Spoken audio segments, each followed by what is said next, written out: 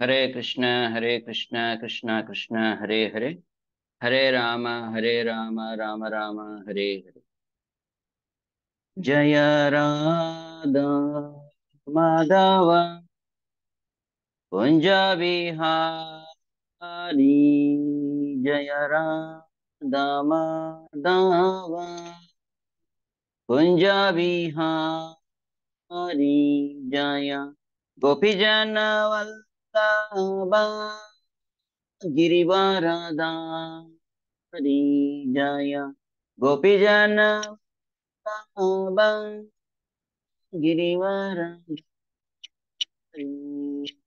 यशोदनन्दन व्रजनरञ्जन, यशोदनन्दन व्रजनरञ्जन, यमुनतीरावनचारि,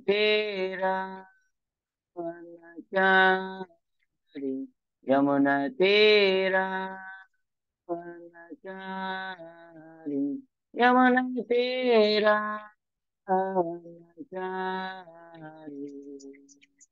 जय राम माधव, जय कुंज बिहारी, जय राम माधव, जय कुंज बिहारी। जय श्री कृष्ण चैतन्य प्रभु नित्यानंद, श्री अद्वैत गदाधर श्रीवासादि गौरभक्तवृंद।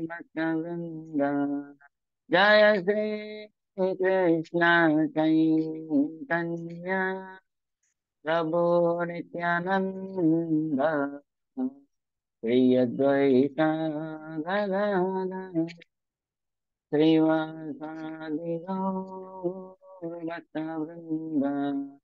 हरे कृष्णा हरे कृष्णा, कृष्णा कृष्णा हरे हरे, हरे राम राम राम हरे हरे, हरे कृष्णा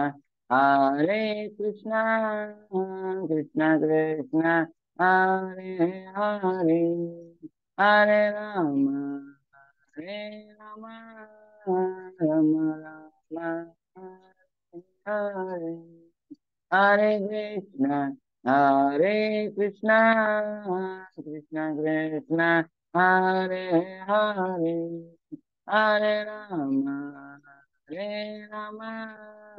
राम राम हरे हरे, हरे कृष्णा कृष्णा हरे हरे, हरे राम राम राम हरे हरे, हरे कृष्णा कृष्णा कृष्णा हरे हरे, हरे राम राम राम हरे हरे, हरे कृष्णा कृष्णा हरे हरे, हरे राम राम राम हरे हरे, हरे कृष्णा कृष्णा कृष्णा हरे हरे, हरे राम राम राम हरे हरे, हरे कृष्णा कृष्णा हरे हरे, हरे राम राम राम हरे हरे। जय राम हरे राधे, हरे राधे, राधा गिरिधरे राधा गिरिधरे राधे। जय जगन्नाथ जय जगन्नाथ, जय बलदेवा जय सुभद्रा, जय जगन्नाथ जय जगन्नाथ जय बलदेव जय सुभद्रा गौरनिताय गौरनिताय गौरनिताय जय गौरनिताय गौरनिताय गौरनिताय गौरनिताय जय गौरनिताय जय जय प्रभुपाद प्रभुपाद प्रभुपाद प्रभुपाद जय जय प्रभुपाद प्रभुपाद प्रभुपाद प्रभुपाद। जय श्री श्री राधा गिरिधारी भगवान की जय। श्री श्री जगन्नाथ बलदेव सुभद्रा मैया की जय। श्री श्री गौर निताई की जय। जगत गुरु श्रील प्रभुपाद की जय। निताय गौर सीतानाथ प्रेमानंदे। हरि हरि बोल। ओम नमो भगवते वासुदेवाय। ओम नमो भगवते वासुदेवाय। ओम नमो भगवते वासुदेवाय। नारायणं नमस्कृत्यं नरं चैव नरोत्तमं देवीं सरस्वतीं व्यासं ततो जयमुदीरये। नष्टप्रायेषु भद्रेषु नित्यं भागवत सेवया भगवतीरुत्तमश्लोके भक्तिर्भवति नैष्टिकी। मूकं करोति वाचालं पङ्गुं लङ्घयते गिरिं यत्कृपातमहं वन्दे श्रीगुरो दीनतारिणं परमानन्दमाधवं श्रीचैतन्य ईश्वरं कृष्णाय वासुदेवाय देवकी नन्दनाय च नन्दगोपकुमाराय गोविन्दाय नमो नमः। नमः पङ्कजनाभाय नमः पङ्कजमालिने नमः पङ्कजनेत्राय नमस्ते पङ्कजाङ्घ्रये। यं प्रव्रमजन्तमनुपेतमपेतकृत्यं द्वैपायनो विरहकातर आजुहाव पुत्रेति तन्मयतया तरवो विनेदु तं सर्वभूतं मुनिमानतोऽस्मि। यस्वानुभावमखिलश्रुतिसारमेकम् आध्यात्मदीपमतितितीर्षतां तमोन्दम् संसारिणां करुणयाः पुराणगुह्यम् तं व्याससूनमुपयामि गुरुमुनीना।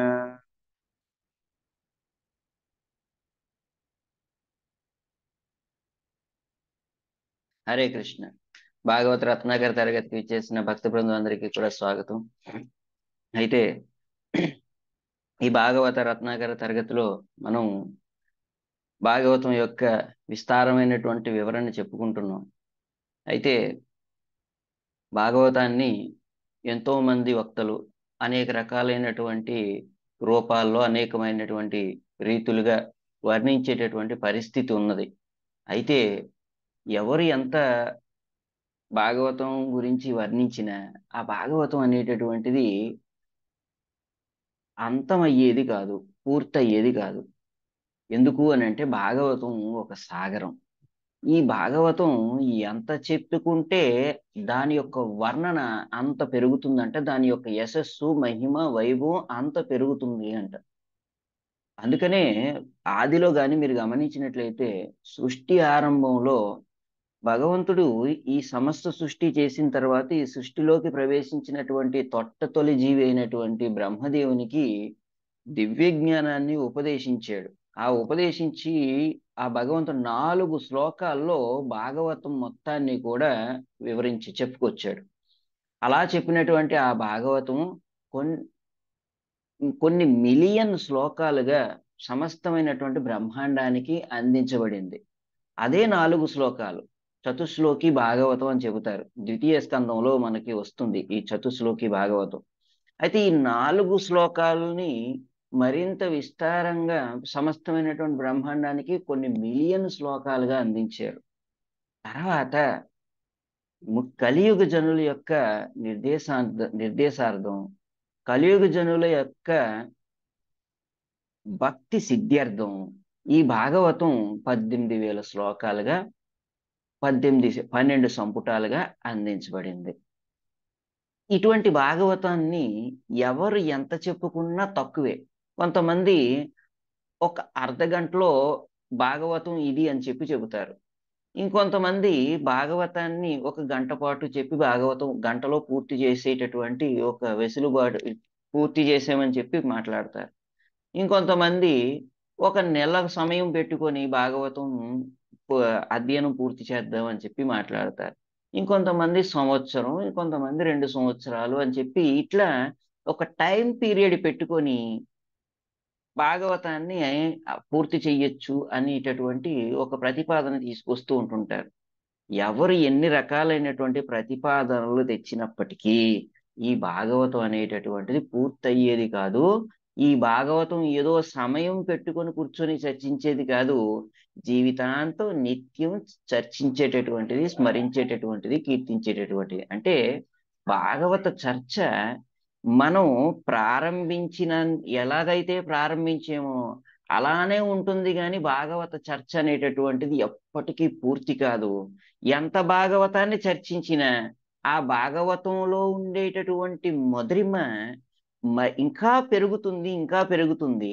ఆ మధురిమ ఎంత అని చెప్పి మనం గాని విచారిస్తే ఇప్పటి వరకు మనం చర్చించినటువంటి ఆ భాగవత మధురిమ, రుచి చూసినటువంటి, ఆస్వాదించినటువంటి ఆ భాగవత మధురిమ ఒక ఒక బిందువు అంత మాత్రమే. ఒక బొట్టు, ఒక నీటి బొట్టు అంత పరిమాణం మాత్రమే మనం చెప్పుకున్నట్టు, చర్చించినట్టు అవుతుంది తప్పితే, భాగవతాన్ని పూర్తి చేసినట్టు ఎప్పటికీ కాదు అని చెప్పి ఆచార్యులు మనకి వివరిస్తున్నారు.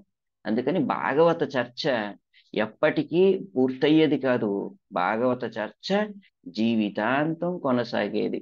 ఆ పర్యంతః ఆలయః అన్నారు. ఆ ప్రారంభంలోనే ఈ మాట చెప్పారు. ఆహ్, భాగవతం రసమాలయం అన్నారు. రసమాలయం అంటే ఏమిటి? ఆలయం. ఆ పర్యంతః ఆలయం. అంటే జీవితం అంతా భాగవతాన్ని చర్చించాలి. జీవితం అంతా చర్చించిన తర్వాత ముక్తి పర్యంతం కూడా భాగవతాన్ని చర్చించుకుంటారంట. ముక్తి పర్యంతం కాదు, ముక్తి పొందిన దశలో భక్తిని అందుకున్న స్థితిలో కూడా భాగవతాన్ని చర్చిస్తారంట. ఇంకా చెప్పాలంటే ఆధ్యాత్మిక జగత్తుకు వెళ్ళిన తర్వాత కూడా భాగవత చర్చ కొనసాగుతూనే ఉంటుందంట, ఆగదంట. అందుకని నిత్యం భాగవత సేవయ అన్నారు. ఏదో ఒక రోజు మాట్లాడుకొని, ఒక గంట మాట్లాడుకొని ముగించేటటువంటిది కాదు భాగవతం చర్చ. 7 రోజుల పాటు ఇంకొంతమంది సప్తాహం పేరుతో 7 రోజుల పాటు భాగవతం చెప్పుకుంటాము మనం అని చెప్పి ప్రారంభం చేస్తారు. 7 రోజుల పాటు చెప్పినా భాగవతంలో ఒక నీటి బొట్టు పరిమాణం మాత్రం రుచి చూసినట్టే. ఒక గంట సేపు చెప్పుకున్నా నీటి బొట్టు పరిమాణం రుచి చూసినట్టే. ఒక సంవత్సరం త ఒక సం ఒక సంవత్సరం అంతా భాగవతం చెప్పుకున్నా ఒక నీటి బొట్టు పరిమాణం రుచి చూసినట్టే. అంటే ఎంత చెప్పుకుంటే అంత పెరుగుతుంది. ఈ పెరుగుదల, తగ్గుదల అనేటటువంటిది ఎవరి మీద ఆధారపడి ఉంటుంది అనంటే, భాగవతాన్ని వర్ణించేటటువంటి వక్త మీద ఆధారపడి ఉంటుంది. అందుకనే భాగవతం ఒక సామాన్యమైనటువంటి వక్తల చేత, సామాన్యమైనటువంటి వ్యక్తుల చేత చెప్పబడిందిగా చెప్పబడలేదు. ఈ భాగవతం అనేటటువంటిది అధికారికంగా ప్రామాణికమైనటువంటి గురు శిష్య పరంపరలో భగవద్భక్తులైనటువంటి వారి యొక్క ముఖతః వెలువడినటువంటిది భాగవతం. అందుకని భాగవతానికి ఒక విశేషత ఉంది.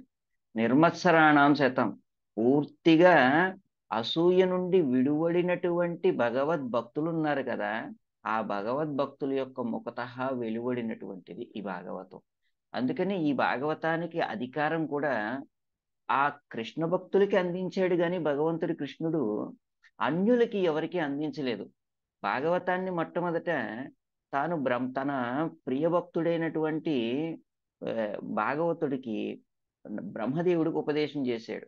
ఆ బ్రహ్మదేవుడు చతుష్కుమారులకు ఉపదేశం చేశాడు. ఆ చతుష్కుమారులు నారదుడికి వివరించారు. నారదుడు వ్యాసుడికి వివరించారు. ఆ వ్యాసుడు సుఖదేవ్ గోస్వామికి వివరించారు. సుఖదేవ్ గోస్వామి సౌనకాది ఋషులకి పరీక్షిత్ మహారాజుతో పాటు కూడి సూత గోస్వామికి ఆ ఋషి వర్గానికి ఉపదేశం చేశారు. ఆ సూత గోస్వామి సౌనకాది ఋషులకి వర్ణించారు. ఆ సౌనకాది ఋషుల ద్వారా పరంపర అలా అలా అలా ఏసీ భక్తి వేదాంత స్వామి ప్రభుపాదుల వారి వరకు అందింది. ఇట్లా కానీ అలా భక్తి వేదాంత స్వామి ప్రభుపాదుల వారి శిష్యులు నేటికి కూడా దాన్ని ప్రస్తుతిస్తూనే ఉన్నారు. వారి శిష్యులు ప్రస్తుతిస్తూనే ఉన్నారు. అంటే ఏమిటి? ఇది ఒక చైన్. ఈ గురు శిష్య పరంపరానుగతంగా భక్తి పరంపర కొనసాగుతూనే ఉంది భాగవత ప్రసంగం రూపంలో. అందుకని ఏ ప్రసంగం అయితే మన యొక్క ఈ ఈ భౌతిక జగత్తులో మనల్ని బంధించి పెట్టేటటువంటి పాశమును తెంచివేస్తుందో ఆ ప్రసంగానికి భాగవతం అని పేరు. ఎన్నెన్నో ప్రసంగాలు ఉన్నాయి. ఎన్ని ప్రసంగాలున్నా భాగవత ప్రసంగానికి ఉన్నటువంటి విశిష్టత ఎవ్వరూ కూడా లెక్కించలేరంట. భాగవతం యొక్క ప్రసంగపు మహిమ ఎంత గొప్పది అని అంటే సమస్తమైనటువంటి ప్రసంగాలతో పోల్చి చూసేటటువంటి అవకాశమే లేదు అని చెప్పారు. ఎన్నెన్నో ప్రసంగాలు ఉన్నాయి. ఆ ప్రసంగాలన్నీ లౌకికమైనటువంటి వాదాన్ని మనలో ప్రతిపాదిస్తాయి. లేదు అనంటే ధర్మార్థ కామ మోక్షాలను మనలో ప్రతిపాదిస్తాయి. లేదు అనంటే ముక్తిని ప్రతిపాదిస్తాయి. కానీ శుద్ధమైనటువంటి భక్తిని ప్రతిపాదించేటటువంటి పరిస్థితి ఏ సాహిత్యమునకు లేదు, భాగవతమునకు మాత్రమే ఉన్నది. అందుకనే కిమన్యై శాస్త్ర విస్తరైహి అన్నారు. భాగవతం పొందిన తర్వాత ఇంకొక శాస్త్రం అవసరం ఏముంది అన్నారు. అందుకని భాగవతం అత్యంత అద్భుతమైంది, మహిమాన్వితమైనటువంటిది. అటువంటి భాగవతాన్ని నారద మహర్షి వ్యాసునికి ఉపదేశం చేస్తున్నారు. వ్యాసుడు అసంతృప్తితో ఉన్న వేళ తన యొక్క దుఃఖానికి కారణం ఏమిటో తెలుసుకోలేనటువంటి పరిస్థితిలో ఉన్నటువంటి సమయాన నారద మహర్షి అక్కడికి విచ్చేశారు. విచ్చేసి తన శిష్యుడైనటువంటి వ్యాసునికి ఉపదేశం చేయటం ప్రారంభం చేశారు. ఆ సందర్భమే భాగవతం ప్రథమ స్కందం పంచమ అధ్యాయంలో మనకు కనిపిస్తుంది. నారదుని ద్వారా వ్యాసునకు భాగవతోపదేశం. ఈ అధ్యాయంలో మనం 27వ శ్లోకాన్ని చర్చించాం. నారద మహర్షి వ్యాసునికి చెబుతున్నాడు, వ్యాస, నేను భక్తి వేదాంతుల నుంచి భాగవతాన్ని శ్రవణం చేశాను. శ్రవణం చేసి నేను ఆ భగవంతుని పట్ల మరింత ఇష్టతను పెంచుకున్నాను. ఆ భగవంతుని పట్ల ఇష్టత పెంచుకోవడం అని అంటే ఆ భగవంతుని యొక్క నామ రూప గుణలీలలు ఉన్నాయి కదా, ఆ సమస్తం పైన నాకు రుచి కలిగినది, మరల వినాలనేటటువంటి తత్పరత నాకు కలిగినది అంటూ 27వ శ్లోకంలో నారద మహర్షి తస్మిన్ తథా లబ్ధ రుచేర్ మహామతే ప్రియశ్రవస్య స్ఖలిత మతిర్మమ యయాహమేతత్ సదసత్ స్వమాయయా పశ్యేమయి బ్రహ్మణి కల్పితం పరే. ఓ మహర్షి, ఆ విధంగా ఆ సమయమున ఆ భగవాను ఎడ ప్రీతిని పొందినంతనే అతని ఎడ నా శ్రవణాశక్తి అకుటితంబయ్యను. పిమ్మట నేను అజ్ఞాన కారణమునే స్థూల సూక్ష్మ ఆచ్ఛాదనములను స్వీకరించానని అంగీకరించి ఉంటినని అవగతం చేసుకొనగలిగితిని. ఏ విధంగా అంటే భగవానుడు నేనును ఇరువురుము దివ్యులమే అనేటటువంటి రీతిని అర్థం చేసుకున్నాను. భగవంతుని యొక్క స్వభావం, నా యొక్క స్వభావం ఆధ్యాత్మికం. ఈ ఆధ్యాత్మికమైనటువంటి స్వభావంతో ఆధ్యాత్మికమైనటువంటి స్వభావాన్ని సేవించాలి గాని లౌకికమైనటువంటి స్వభావాన్ని సేవించకూడదు అనేటటువంటి విషయం నాకు బోధపడినది అంటూ 27వ శ్లోకంలో నారద మహర్షి వ్యాసునికి ఉపదేశం చేశారు. ఈ విధంగా నాకు కలిగినటువంటి అనుభూతిని నీకు చెబుతున్నానని చెప్పారు. ఇలా చెప్పిన తర్వాత నారద మహర్షి ఇంకా కొనసాగిస్తూ ఇలా భాగవతం పైన రుచి కలిగిన తర్వాత, సాక్షాత్కారం నాకు లభించిన తర్వాత, నాకు నా యొక్క నాలో కలిగినటువంటి పరివర్తన ఏమిటనేటటువంటిది ఇంకా మరింతగా నీకు వివరిస్తాను. నాకు భక్తి ఏ విధంగా కలిగినదో నీకు చెబుతాను విను నాయన అంటూ నారద మహర్షి వ్యాసునికి చెబుతున్నాడు. ఎందుకు అనంటే, మరి మీరు భాగవతాన్ని విన్నారు. మరి భాగవతాన్ని విని మీరు రుచిని పెంపొందించుకున్నారు. మరి మీకింతటి భక్తి ఎలా ప్రాప్తించినది? మీరు ఏ విధంగా భక్తులయ్యారు? అని చెప్పి ప్రశ్ ప ప్రశ్ని ప్రశ్నిస్తూ ఉంటుంటారు కదా చాలామంది. ఆ ప్రశ్నకు సమాధానం నారద మహర్షి వ్యాసునికి చెబుతున్నాడు. ఏమని అనంటే 28వ శ్లోకంలో ఓ వ్యాస తస్మింస్తదా ఆ సమయమున ఆ విధంగా నేను భాగవతాన్ని విన్నాను. ఆ భాగవతం విని నేను భాగవతం పట్ల మరింత ఆకర్షణ పెంచుకున్నాను. మరింత ప్రీతిని పెంచుకున్నాను. ఇష్టం పెంచుకున్నాను. ఆ విధంగా నాకు పూర్తిగా నేను ఈ లౌకికమైనటువంటి ఆచ్ఛాదనం చేత ఆధ్యాత్మికమైనటువంటి స్వభావాన్ని మర్చిపోయాను, కోల్పోయాను అనేటటువంటి విషయం నాకు అర్థమైనది అని చెప్పారు కదా!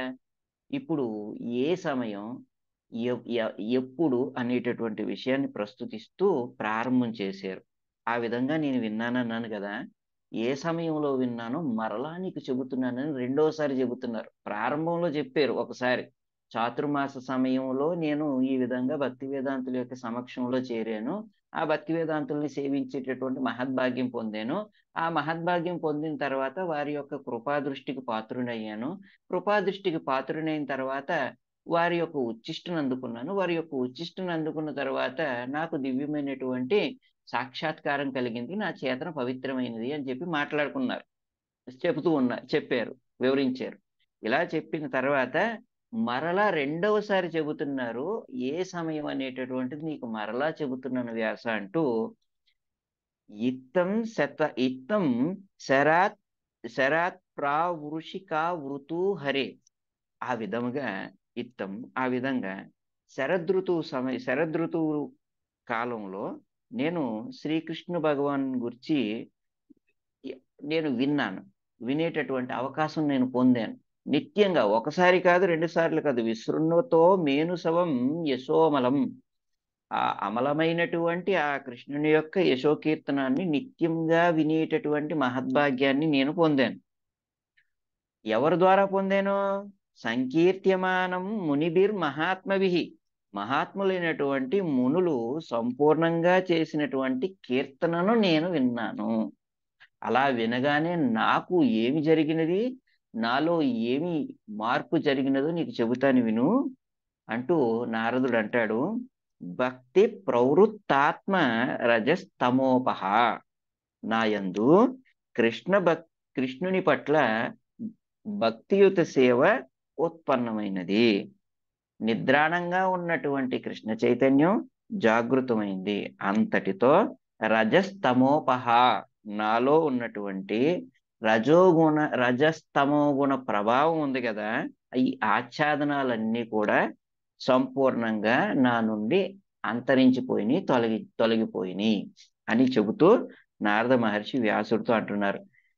ఇత్తం శరత్ ప్రావృషికావృతు హరే విశృణ్వతో మేను సవం యశోమలం సంకీర్త్యమానం మునిభిర్మహాత్మభిః భక్తి ప్రవృత్తాత్మరజస్తమోపహ. ఇత్తం శరత్ ప్రావృషికావృతు హరే విశృణ్వతో మేను సవం యశోమలం సంకీర్త్యమానం మునిభిర్మహాత్మభిః భక్తి ప్రవృత్తాత్మరజస్తమోపహ. ఇత్తం శరత్ ప్రవృషికావృతు హరే విశృణ్వతో మేను సవం యశోమలం సంకీర్త్యమానం మునిభిర్మహాత్మభిః భక్తి ప్రవృత్తాత్మరజస్తమోపహ అంటూ నారద మహర్షి వ్యాసునికి చెబుతున్నారు. వ్యాస, ఆ విధంగా శరదృతువు వర్ష ఋతువుల కాలంలో నేను కృష్ణుడి గురించి వినేటటువంటి అమూల్యమైనటువంటి అవకాశాన్ని పొందాను.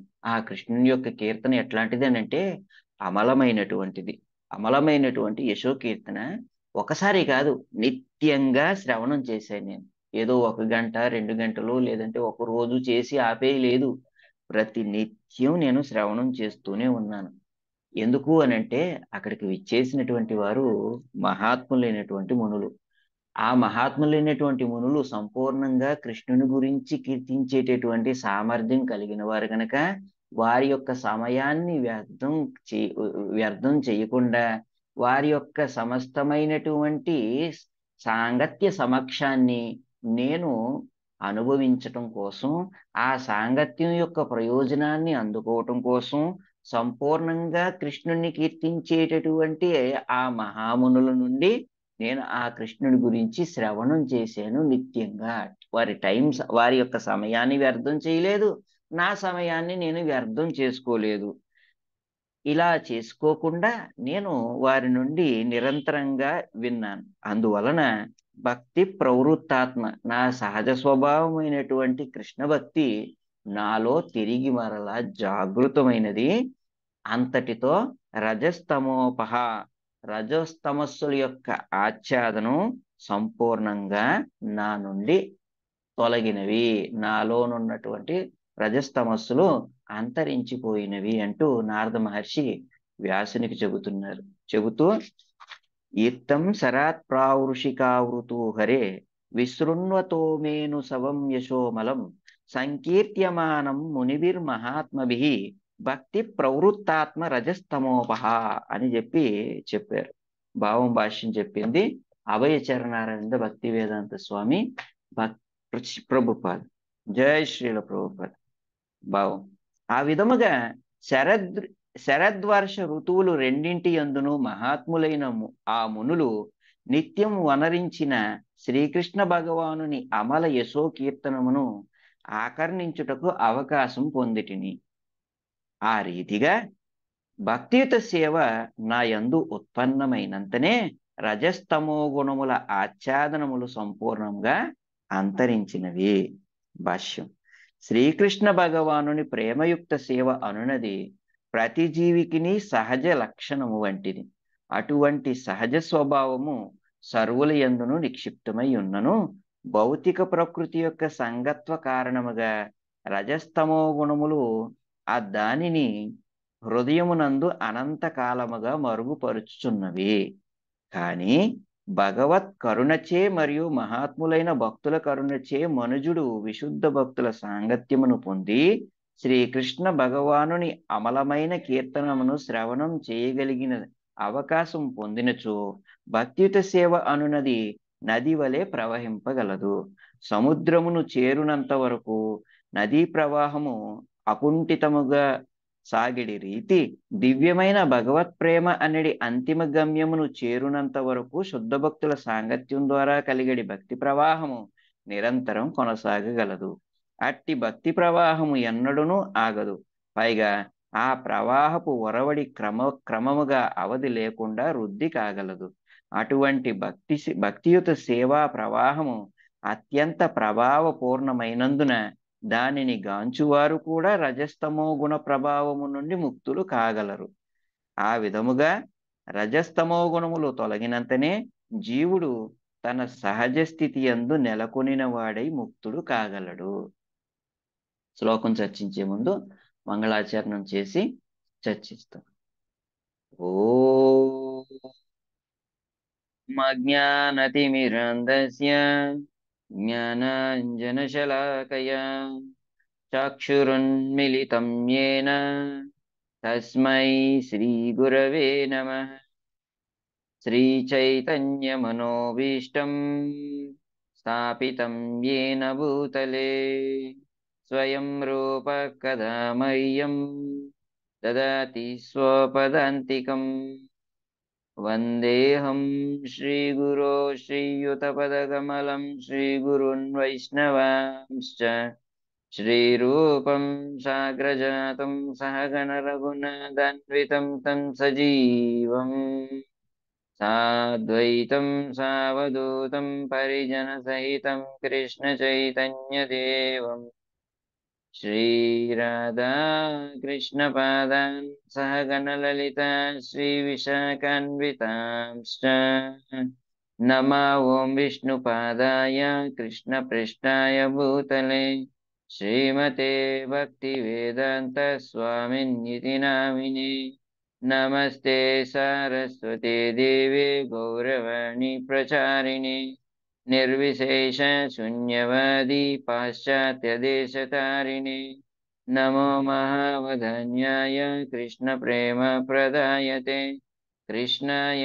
కృష్ణ చైతన్య నామ్నే గౌరతిషే నమః హే కృష్ణ కరుణ సింధు దీనబంధో జగత్పతే గోపేశ గోపికా కాంత రాధా కాంత నమోస్తుతే తప్త కాంచన గౌరాంగీ రాధే వృందావనేశ్వరి వృషభానుసుతే దేవి ప్రణమామి హరిప్రియే వాంఛకల్పతరుభ్యశ్చ కృపా సింధుభ్య ఏవ చ పతితానాం పావనేభ్యో వైష్ణవేభ్యో నమో నమః జయ శ్రీకృష్ణ చైతన్య ప్రభు నిత్యానంద శ్రీ అద్వైత గదాధర శ్రీవాసాది గౌరభక్తవృంద హరే కృష్ణ కృష్ణ కృష్ణ హరే హరే హరే రామ రామ రామ హరే హరే హరే కృష్ణ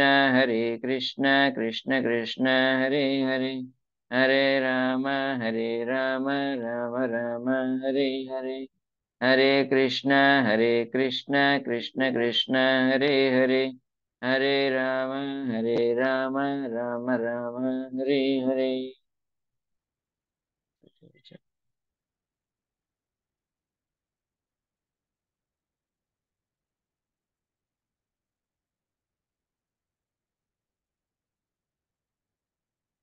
హరే కృష్ణ. శ్రీమద్ భాగవతం ప్రథమ స్కందం పంచమాధ్యాయం 28వ శ్లోకం. ఇత్తం శరత్ ప్రావృషికావృతో హరే విశృణ్వతో మేను సవం యశోమలం సంకీర్త్యమానం మునిభిర్మహాత్మభిః భక్తి ప్రవృత్తాత్మ రజస్తమోపహ.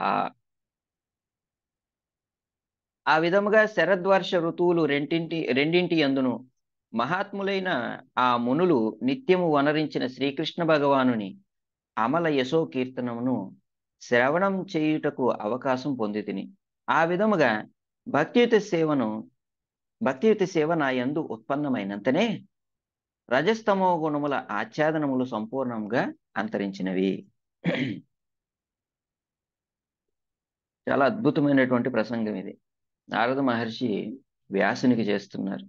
నారద మహర్షి భక్తి అనేటటువంటిది సామాన్యమైనటువంటిది కాదు, విశేషమైనటువంటిది అని చెబుతూ ఆ భక్తి యొక్క మహత్తును తన శిష్యుడైనటువంటి వ్యాసునికి తెలియచేస్తున్నారు. తెలియచేస్తూ వ్యాసునికి తెలియక కాదు ఇదంతా, వ్యాసుని ద్వారా మనందరికీ భక్తి యొక్క మహత్తును వివరిస్తున్నారు, తెలియచేస్తున్నారు. తెలియచేస్తూ నారద మహర్షి అంటున్నారు, ఇప్పుడు భక్తిలో ఎవరికైనా స్ఫూర్తి కలగాలంటే, భక్తిలో ఉత్సాహం రావాలి అని అంటే వారికి భక్తుల యొక్క జీవిత చరిత్రలు చెప్పాలి. ఏ విధంగా తమకు భక్తిలో స్ఫూర్తి లభించినది అనేటటువంటి విషయాన్ని కానీ ప్రస్తుతించామనుకోండి, విన్నటువంటి వారికి కూడా భక్తి కలుగుతుంది. ఈ విషయాన్ని యావత్ ఆధ్యాత్మిక సమాజానికి, యావత్ భౌతిక సమాజానికి తెలియచెప్పటం కోసం, అంటే సమస్తమైనటువంటి ఆధ్యాత్మిక భౌతికమైనటువంటి సమాజాలకి తెలియచెప్పటం కోసం నారద మహర్షి తనకు ఏ విధంగా భక్తిలో స్ఫూర్తి కలిగినది, ఎవరి ద్వారా స్ఫూర్తి కలిగినది అనేటటువంటి విషయాలను ప్రస్తుతిస్తూ తన శిష్యుడైనటువంటి వ్యాస మహర్షికి భక్తియుత సేవా జీవితంలో స్ఫూర్తిని అందిస్తున్నాడు.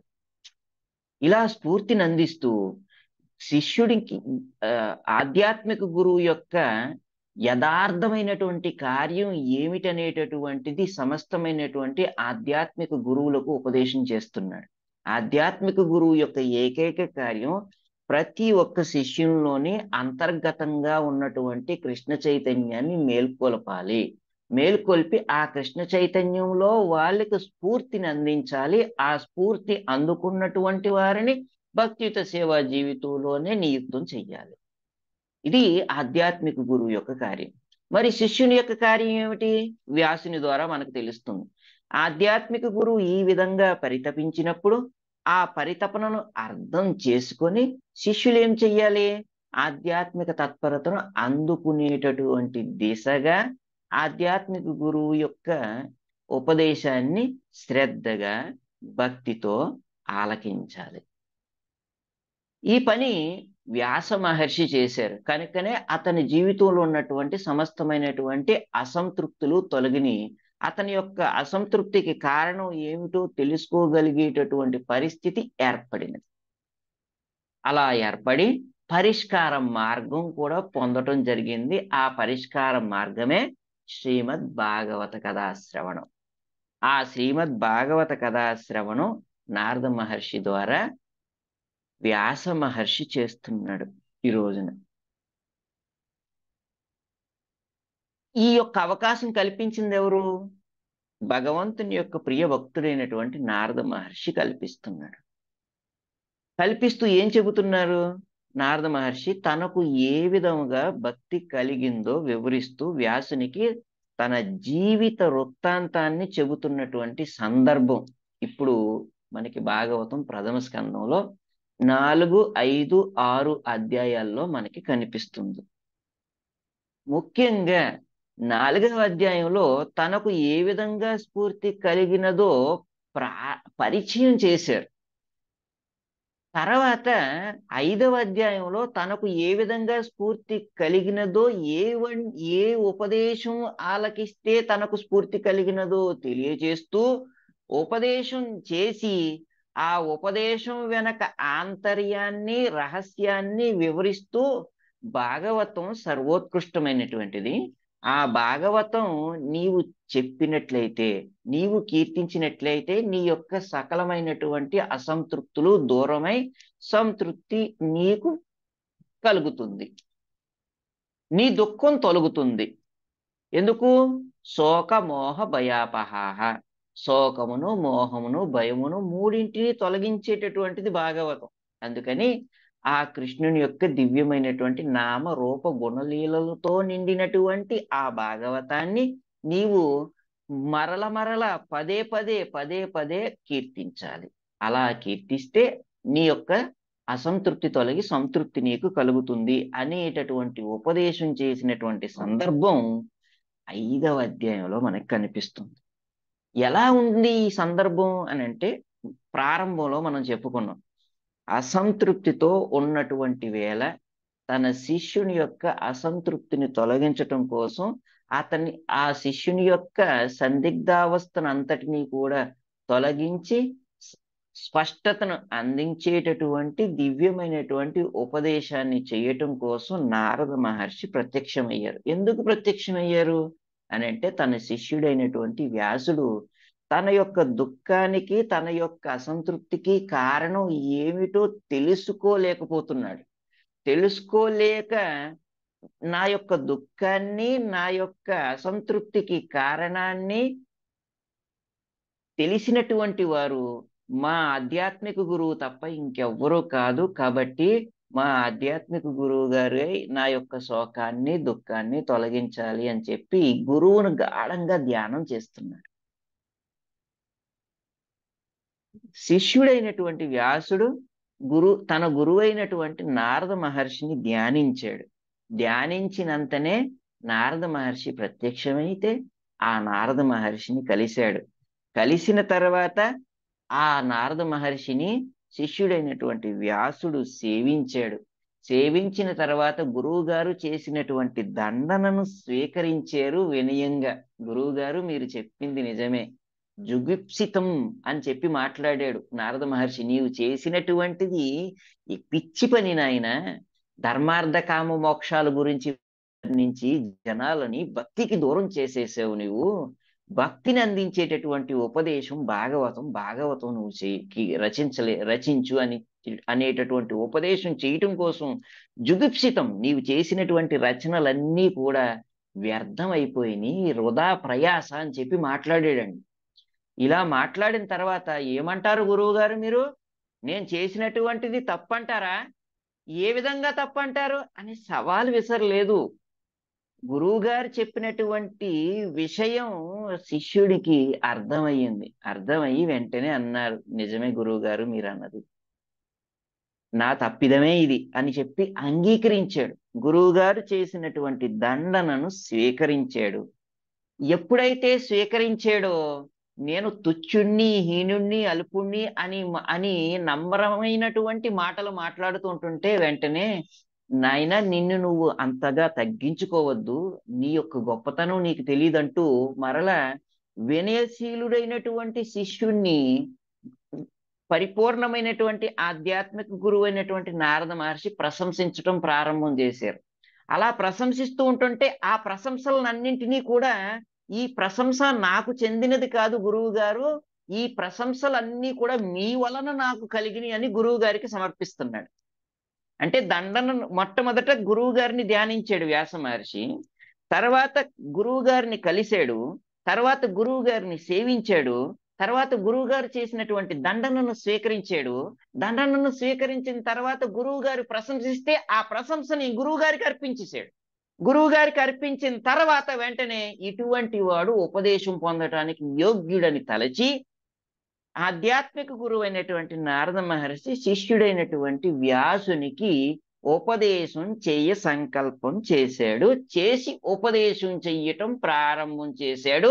ఆ సందర్భమే శ్రీమద్ భాగవతం ప్రథమ స్కందం పంచమాధ్యాయం. అందుకని ఈ పంచమాధ్యాయం పేరేమిటి? నారదుని ద్వారా వ్యాసునికి భాగవతోపదేశం. ఇప్పుడు ఉపదేశం పొందాలి అని అంటే ఊరికే దొరకదు కదండి. శిష్యునిలో ఎన్నో దివ్యమైనటువంటి లక్షణాలు చూడాలి గురువు గారు. చూసిన తర్వాతనే యోగ్యుడని భావన కలిగినప్పుడే శిష్యునికి దివ్య జ్ఞానాన్ని ఉపదేశం చేస్తాడు. అందుకే భగవద్గీతలో కూడా భగవంతుడు కృష్ణుడు గీతాచార్యుడు ఏమని చెప్పారు? ఉపదేక్షంతితే జ్ఞానం జ్ఞానిన తత్వదర్శిన. దివ్యమైనటువంటి జ్ఞానాన్ని ఆధ్యాత్మిక గురువు ఉపదేశం చేస్తాడు. ఎప్పుడు చేస్తాడు? తద్విద్ది ప్రణిపాతేన పరిప్రశ్నేన సేవయ ఉపదేక్షంతి తే జ్ఞానం జ్ఞానిన తత్వదర్శిన. తద్విద్ది జ్ఞానాన్ని పొందటం కోసం వినయపూర్వకంగా ఆధ్యాత్మిక గురువు దరి చేరాలంట. ఆధ్యాత్మిక గురువు దరి చేరిన తర్వాత ఆధ్యాత్మిక గురువుకి విశ్వాసంతో సేవ చెయ్యాలంట. అలా సేవ చేస్తూ ఆధ్యాత్మిక గురువుని పరిప్రశ్న వెయ్యాలంటే అనుకూలమైనటువంటి భావనతో గురువుగారు చెప్పినటువంటి అంశములను ఆచరించాలనేటటువంటి ఉద్దేశంతో ప్రశ్నించాలి గాని గురువును పరీక్షించాలనో లేక తనను తాను గొప్పవాడని గురువు గారు తలవాలనేటటువంటి ఉద్దేశంతో ప్రశ్నించడంట. అలా చేస్తే శిష్యుడు కాదు, అటువంటి వానికి జ్ఞానం లభించదు. నమ్రమైనటువంటి భావనతో అనుకూలమైనటువంటి రీతిని ప్రశ్నించి గురువు గారిని సేవించి సంతృప్తి పరిచినటువంటి శిష్యునికి దివ్య జ్ఞానం లభిస్తుంది. ఇది ప్రక్రియ. నారద మహర్షిని ఈ విధంగా శిష్యుడైనటువంటి వ్యాసుడు సంతృప్తి పరిచాడు. కనుకనే శిష్యుడి యొక్క అసంతృప్తిని ఎరిగిన వాడే ఆ శిష్యుని యొక్క అసంతృప్తిని తొలగించేటటువంటి ఉపదేశం చెయ్యటానికి తానే కదిలి వచ్చారు శ్రీల నారద మహర్షి. ఇలా వచ్చినటువంటి నారద మహర్షి చెబుతున్నాడు, నాయన నీవు భాగవతాన్ని వర్ణించాలి. భాగవతం ఎంత గొప్పది అని అంటే, భాగవతాన్ని నేను భక్తి వేదాంతుల యొక్క అపారమైనటువంటి అనుగ్రహం వలన విన్నాను. భాగవతం యొక్క కథాశ్రవణం నా జీవితాన్ని ఎలా మార్చిందో నీకు చెబుతాను విను అంటూ నారద మహర్షి తన జీవిత వృత్తాంతాన్ని చెప్పటం ప్రారంభం చేసి, ఒకానొక సమయంలో చాతుర్మాసం ప్రారంభమైంది. ఆ సమయంలో భక్తి వేదాంతులంతా కూడా ప్రచార కార్యక్రమాలన్నింటినీ నిలిపివేసి వారు ఒకచోట సమాయుక్తమై ఆధ్యాత్మిక సాధనలు చేస్తూ ఉంటుంటారు. అలాంటి క్రమంలో ఒక రోజున ఆ భక్తి వేదాంతులంతా కూడా మ్, మా తల్లి మా తల్లిగారు పని చేసేటటువంటి గృహమునకు విచ్చేశారు. విచ్చేస్తే అక్కడ ఉన్నటువంటి బ్రాహ్మణులంతా కూడా మా తల్లిగారికి నాకు ఆ భక్తి వేదాంతులకి సేవ చేసేటటువంటి అవకాశాన్ని కల్పించారు. అలాంటి సమయంలో నాకు ఆ భక్తి వేదాంతుల యొక్క కృపా దృష్టి దొరికినది. భక్తి వేదాంతుల యొక్క కృపా దృష్టిని నేను పొందాను. ఆ భక్తి వేదాంతుల యొక్క ఉచ్చిష్టను పొందాను. ఆ భక్తి వేదాంతులను సేవించేటటువంటి అవకాశం అందుకున్నాను. ఇలా అందుకొని భక్తిని ఆరంభించాను. ఆ భక్తిలో రుచిని కూడా పొందాను. ఆ రుచిని పొందినంతనే నాకు నేను ఈ శరీరం కాదు, ఆత్మస్వరూపుడను. ఆత్మస్వరూపునిగా నేను కృష్ణుని యొక్క శాశ్వతమైనటువంటి అంశను, కృష్ణుని యొక్క నిత్యమైనటువంటి దాసుడను. అజ్ఞానం చేత నేను ఈ విషయాన్ని మరిచి గుర్తించలేకపోతున్నాను అనే విషయం నాకు సాక్షాత్కారమైంది, అనుభవంలోనికి వచ్చినది అంటూ తస్మింస్తదా లబ్ధ రుచేర్మహామతే ప్రియశ్రవస్య స్ఖలిత మతిర్మమ యయాహమేతత్ సదసత్ స్వమాయయా పశ్యే మయి బ్రహ్మణి కల్పితం పరే అంటూ 27వ శ్లోకం పలికిన తర్వాత నారద మహర్షి 28వ శ్లోకంలో చెబుతున్నారు ఏమని అంటే, ఆ విధంగా ఆ మహాత్ముల నుండి కృష్ణ కథా శ్రవణం చేస్తూ భక్తిని సంపూర్ణంగా పొందాను. ఆ భక్తిని పొందినంతనే నాలో రజస్తమో గుణ ప్రభావం పూర్తిగా తొలగినది అంటూ ఈ రోజు శ్లోకాన్ని పలికారు. ఇత్తం శరాత్ ప్రావృషికావృతు హరే విశృణ్వతో మేను సవం యశోమలం సంకీర్త్యమానం మునిభిర్మహాత్మభిః భక్తి ప్రవృత్తాత్మ రజస్తమోపహ. ఆ విధముగా శరద్వర్ష ఋతువులు రెండింటి యందును మహాత్ములైన ఆ మునులు నిత్యముగా వనరించిన శ్రీకృష్ణ భగవానుని అమల యశోకీర్తనమును ఆకర్ణించుటకు అవకాశం పొందితిని. ఆ రీతిగా భక్తియుత సేవ నా యందు ఉత్పన్నమైనంతనే రజస్తమో గుణముల ఆచ్ఛాదనములు సంపూర్ణంగా నాలో అంతరించినవి అని నారద మహర్షి వ్యాసునికి చెబుతున్నాడు. ఈ శ్లోకం ఎంత అద్భుతం అని అంటే, ఈ శ్లోకంలో ఆరంభం శరత్ ప్రావృతు అనేటటువంటి శబ్దాలతో ప్రారంభమైంది. అంటే 2 ఋతువులను ప్రస్తుతిస్తూ ఉన్నారు. ఇప్పుడు మొత్తం సంవత్సరంలో 6 ఋతువులు వస్తాయి. ఆ 6 ఋతువుల్లో 2 ఋతువుల కాలం చాతుర్మాసం. అంటే ఒక్కొక్క ఋతువు 2 మాసముల పాటు కొనసాగుతుంది. దానిలో శరదృతువు, వర్ష ఋతువు 2 కలిపి చాతుర్మాసంగా చెప్పబడుతుంది. అటువంటి చాతుర్మాస సమయంలో ఋషులంతా కూడా, బ్రాహ్మణులంతా కూడా, సాధువులంతా కూడా ఒక చోట చేరి ఆధ్యాత్మిక సాధన చేస్తూ ఉంటుంటారు. అటువంటి సమయంలో తస్మిన్ తథా ఆ విధంగా ఆ సమయమున శరత్ ప్రావృతు, శరదృతు వర్ష ఋతువు 2 ఋతువులు ఉన్నటువంటి సమయంలో నేను కృష్ణుని గురించి వినేటటువంటి అవకాశం పొందాను. ఎవరి నుండి పొందాను అని అంటే, ఈ ప్రపంచంలో 2 రకాలైనటువంటి బుద్ధి కలిగినటువంటి వారు ఉంటారు. గతంలో నీకు చెప్పాను వ్యాస, ఏమని చెప్పాను? నీది విశేషమైనటువంటి బుద్ధి అని చెబుతూ మహాత్మా అని చెప్పి నిన్ను సంబోధించాను. అంటే 2 రకాలైనటువంటి వ్యక్తులు ఉన్నారు. ఒకరు సంకుచితమైనటువంటి బుద్ధి కలిగినటువంటి వారు, రెండవ వారు విశేషమైనటువంటి బుద్ధి కలిగినటువంటి వారు. అంటే విశాలమైనటువంటి బుద్ధి కలిగిన వారు.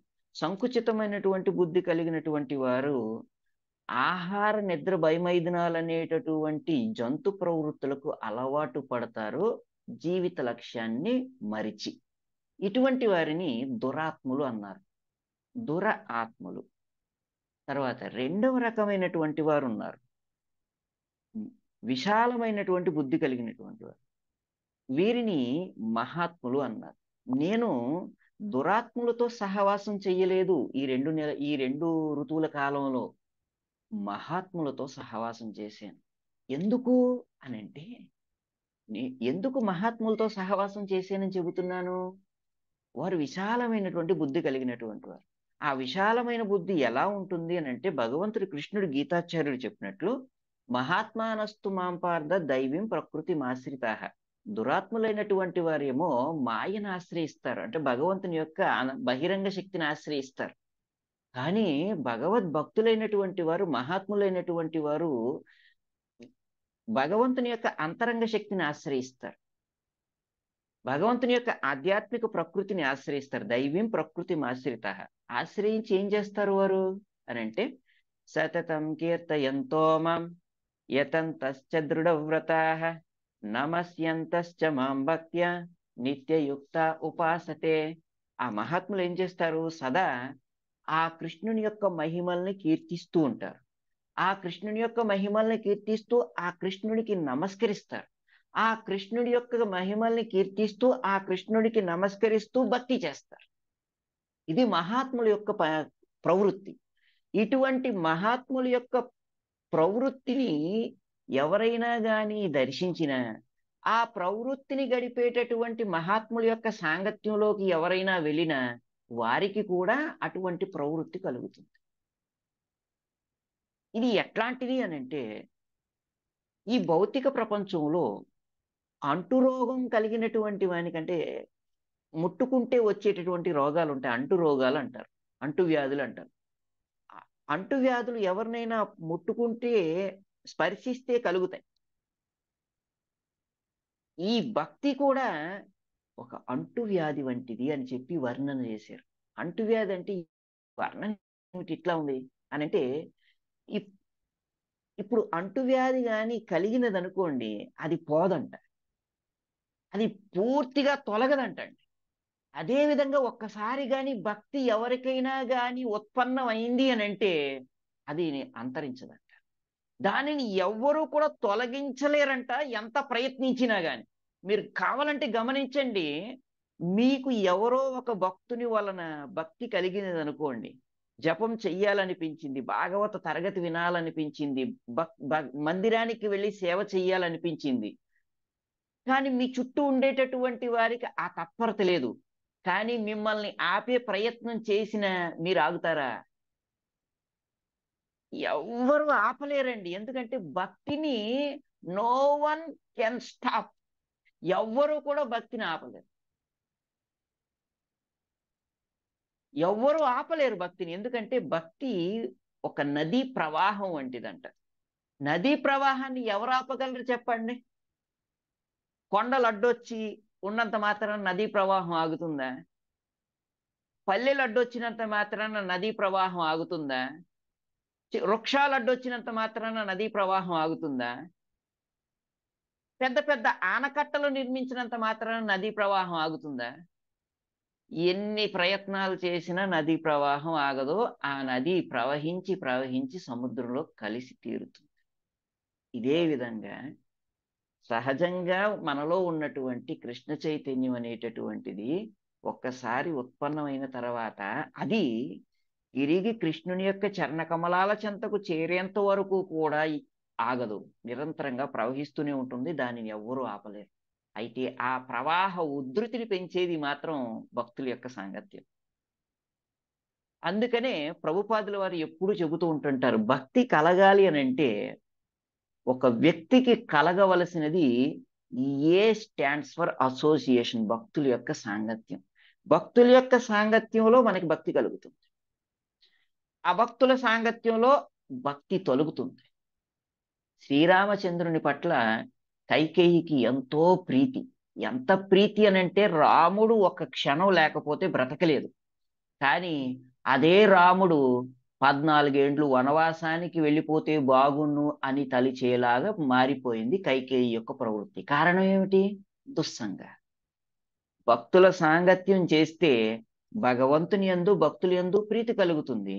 అభక్తుల సాంగత్యం చేస్తే భగవంతుని పైన కలిగినటువంటి భక్తి కూడా కొంతకాలం భక్తికి కూడా అంతరాయం కలుగుతుందంట. ఆ భగవంతుని యందు ద్వేషాన్ని ప్రదర్శిస్తారంట. కారణం సంఘ. ఇప్పుడు అటువంటి సంఘ గురించి మాట్లాడుతున్నారు ఈ రోజు శ్లోకంలో. మహాత్ములైనటువంటి విశాల బుద్ధి కలిగినటువంటి భక్తుల యొక్క సాంగత్యములో నేను ఉన్నాను. అటువంటి మహాత్ముల నుండి నేను 4 నెలల పాటు, 2 ఋతువుల కాలం పాటు నేను కృష్ణుని గురించి వినే భాగ్యం పొందాను. ఇది అందరికీ దొరకదు, కానీ నాకు లభించింది వ్యాస అంటూ నారద మహర్షి చెబుతూ, మునిబిర్ మహాత్మవిహి, మహామునులైనటువంటి వారి చేత నేను కృష్ణ కథను విన్నాను. ఏం చేశాను వారితో నేను అంటే, హరే విశృణ్వతో మేనుసవం యశోమలం సంకీర్త్యమానం అని అన్నారు. అమలమైనటువంటి కృష్ణ భగవానుని యొక్క యశో కీర్తనాన్ని శ్రవణం చేశాను. ఎట్లా శ్రవణం చేశాను? ఒకసారి కాదు, వారు వచ్చారు కదా, వచ్చారు కాబట్టి వారి నుండి కూర్చొని వారి దగ్గర నుండి 1 గంట సేపు ఆ కృష్ణుడి గురించి విని చాలా బాగా చెప్పారు అని చెప్పి అనుకోలేదు. అనుశవం, నిత్యం విన్నాను, ఆపలేదు నా శ్రవణాన్ని. 4 నెలల పాటు నిరాటంకంగా నేను వింటూనే ఉన్నాను. ప్రొద్దున్న మా అమ్మతో వెళ్ళిపోయేవాడిని, వెళ్ళిపోయి వారి దగ్గర కూర్చున్నాను అంతే. వారి దగ్గర కూర్చొని తిరిగి సాయంత్రం వచ్చేంత వరకు, తిరిగి ఇంటికి వెళ్ళేంత వరకు వారి దగ్గర నుండి కృష్ణ కథను వింటూనే ఉండేవాడిని. ఒక ఒక 2 గంటల పాటు భాగవతం విన్నారనుకోండి, లేదు భగవద్గీత విన్నారనుకోండి, ఇంకొక ఆధ్యాత్మిక ప్రసంగమే విన్నారనుకోండి, అబ్బా చాలు ఈ రోజుకి చాలా భక్తి చేసేసాను అనుకుంటాం. కానీ నారద మహర్షి ఏమని చెబుతున్నారు? 1 గంట చేసి, 2 గంటలు చేసి, ఒక రోజు చేసి ఆపేసేది కాదు నాయన, ఇది నిత్యం చేసేటటువంటిది అనుశవం. నేను నిత్యం చేశాను, ప్రతినిత్యం చెయ్యవలసినటువంటిది భక్తి అనేటటువంటిది. ఎందుకు? అది మన స్వభావం కాబట్టి, మన వాస్తవికమైనటువంటి పరిస్థితి కాబట్టి, ఆ పరిస్థితిలో మనం ఉండాలి, మన స్వభావంలో మనం వర్తించాలి. నేను ఆ విధంగా ప్రవర్తించాను. అనుశవం నిత్యం, నేను ప్రతి నిత్యం వింటూనే ఉన్నాను. నిత్యం భాగవత సేవయ అనేటటువంటిది మాట వరకు కాదు, నిత్యం భాగవత సేవయ నోటి మాటతో చెప్పటం కాదు, నేను ప్రతినిత్యం వింటూనే ఉన్నాను. మా అమ్మ నన్ను పిలుస్తూ ఉండేది, ఒరేయ్ ఇటు రారా అని పిలిచినా గానీ నేను వెళ్ళేవాడిని కాదు. పిల్లలు ఏ విధంగా అయితే ఆటలు ఆడుకునేటప్పుడు తల్లి పిలిస్తే కూడా ఉండమ్మా ఒక 10 నిమిషాలు, ఒక అర్ధగంట ఆగు, నేను ఆడుకొని వస్తానని చెప్పి అంటారో, ఆ విధంగా నేను మా అమ్మతో చెబుతున్నా. మా అమ్మ కూడా నన్ను బలవంతం పెట్టలేదు. సరే, చక్కగా మహాత్ముల దగ్గరే ఉన్నాడు కదా, పర్వాలేదు అని చెప్పి మా అమ్మ నన్ను వారి సమక్షంలోనే, వారి సాంగత్యంలోనే ఉంచింది. వీరి దగ్గరే ఉంటే మా పుత్రుడు వీరిలాగా అయిపోతాడేమో, ఈ గృహాన్ని విడిచిపెట్టి వెళ్ళిపోతాడేమో అని చెప్పి అనుకోలేదు మా అమ్మ. అనుకోకుండా ఏం చేసింది? వారి చెంతనే ఉంటే నాకు మంచి సత్లక్షణాలు అలవడతాయని, నా యొక్క సంస్కారవంతమైనటువంటి జీవనం అలవడుతుందని, నాకు ఉన్నతి లభిస్తుందని ఎరిగింది మా మహాతల్లి. కనుకనే నన్ను వారి సాంగత్యంలో ఉంచింది. అలా ఉంచినటువంటి కారణం చేత అనుసవం, నేను వారు చెప్పినటువంటి రీతిన అన్ని పనులు చేస్తూ, వారి యొక్క ఉపదేశాలను అనుసరిస్తూ నేను శ్రవణం చేస్తూ ఉన్నాను నిత్యం. అనుసవం. తర్వాత అలా వినటం వలన నా శ్రద్ధ చూశారు వారు. నా శ్రద్ధ చూసి, ఏదో చిన్నపిల్లవాడు కదా, కొంచెం చెప్పి ఆపేద్దామని చెప్పి అనుకోలేదు వారు. పూర్తిగా చెప్పాలనుకున్నారు. ఎందుకంటే శ్రద్ధవాన్ లభతే జ్ఞానం కదా. శ్రద్ధ కలిగినటువంటి వానికి చెప్పాలి, ఇవ్వాలి, అందించాలి అనిపిస్తుంది. శ్రద్ధ కనబరచినటువంటి వానికి ఏమనిపిస్తుంది? అవసరం లేదులే, వీరికి 1 గంట సేపు చెప్పి గ్రంథరాజ్ శ్రీమద్ భాగవతంకి జై అని చెప్పేస్తే సరిపోతుంది అనిపిస్తుంది. కానీ వినేటటువంటి తత్పరత కలిగినటువంటి వారికి 1 గంట చెప్పిన తర్వాత కూడా, అయ్యో వీళ్ళకి వినే ఆసక్తి ఉంది, ఇంకొక గంట చెబితే బాగుండు అనిపిస్తుంది. 1 గంట చెప్పిన తర్వాత, 2 గంటలు పూర్తయిన తర్వాత, అయ్యో వీళ్ళకి ఇంకా ఆసక్తి ఉంది, ఈ రోజంతా చెబితే బాగుంటుంది, రాత్రి అంతా చెబితే బాగుండు అని చెప్పి అనిపిస్తుంది. ఎవరు భయపడద్దండి, రాత్రి అంతా చెప్పను నేను. అయితే ఇక్కడ సందర్భం ఏమిటంటే, నా శ్రద్ధను చూశారు వారు.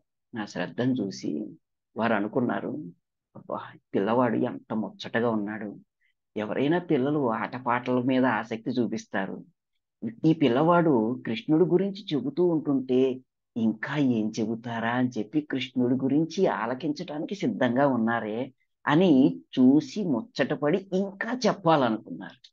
నా వినేటటువంటి శ్రద్ధను చూసి మా గురువుగా మా భక్తి వేదాంతులు ఉన్నారు కదా, ఆ వాళ్ళంతా నాకు ఇంకా కథ చెప్పాలని చెప్పి సంసిద్ధులయ్యారు. ఇదే పరిస్థితి అండి. ఇదే మాటను ఇస్కాన్ సంస్థాపకాచార్య ప్రభుపాదుల వారు కూడా తన శిష్యులకి చెప్పారు.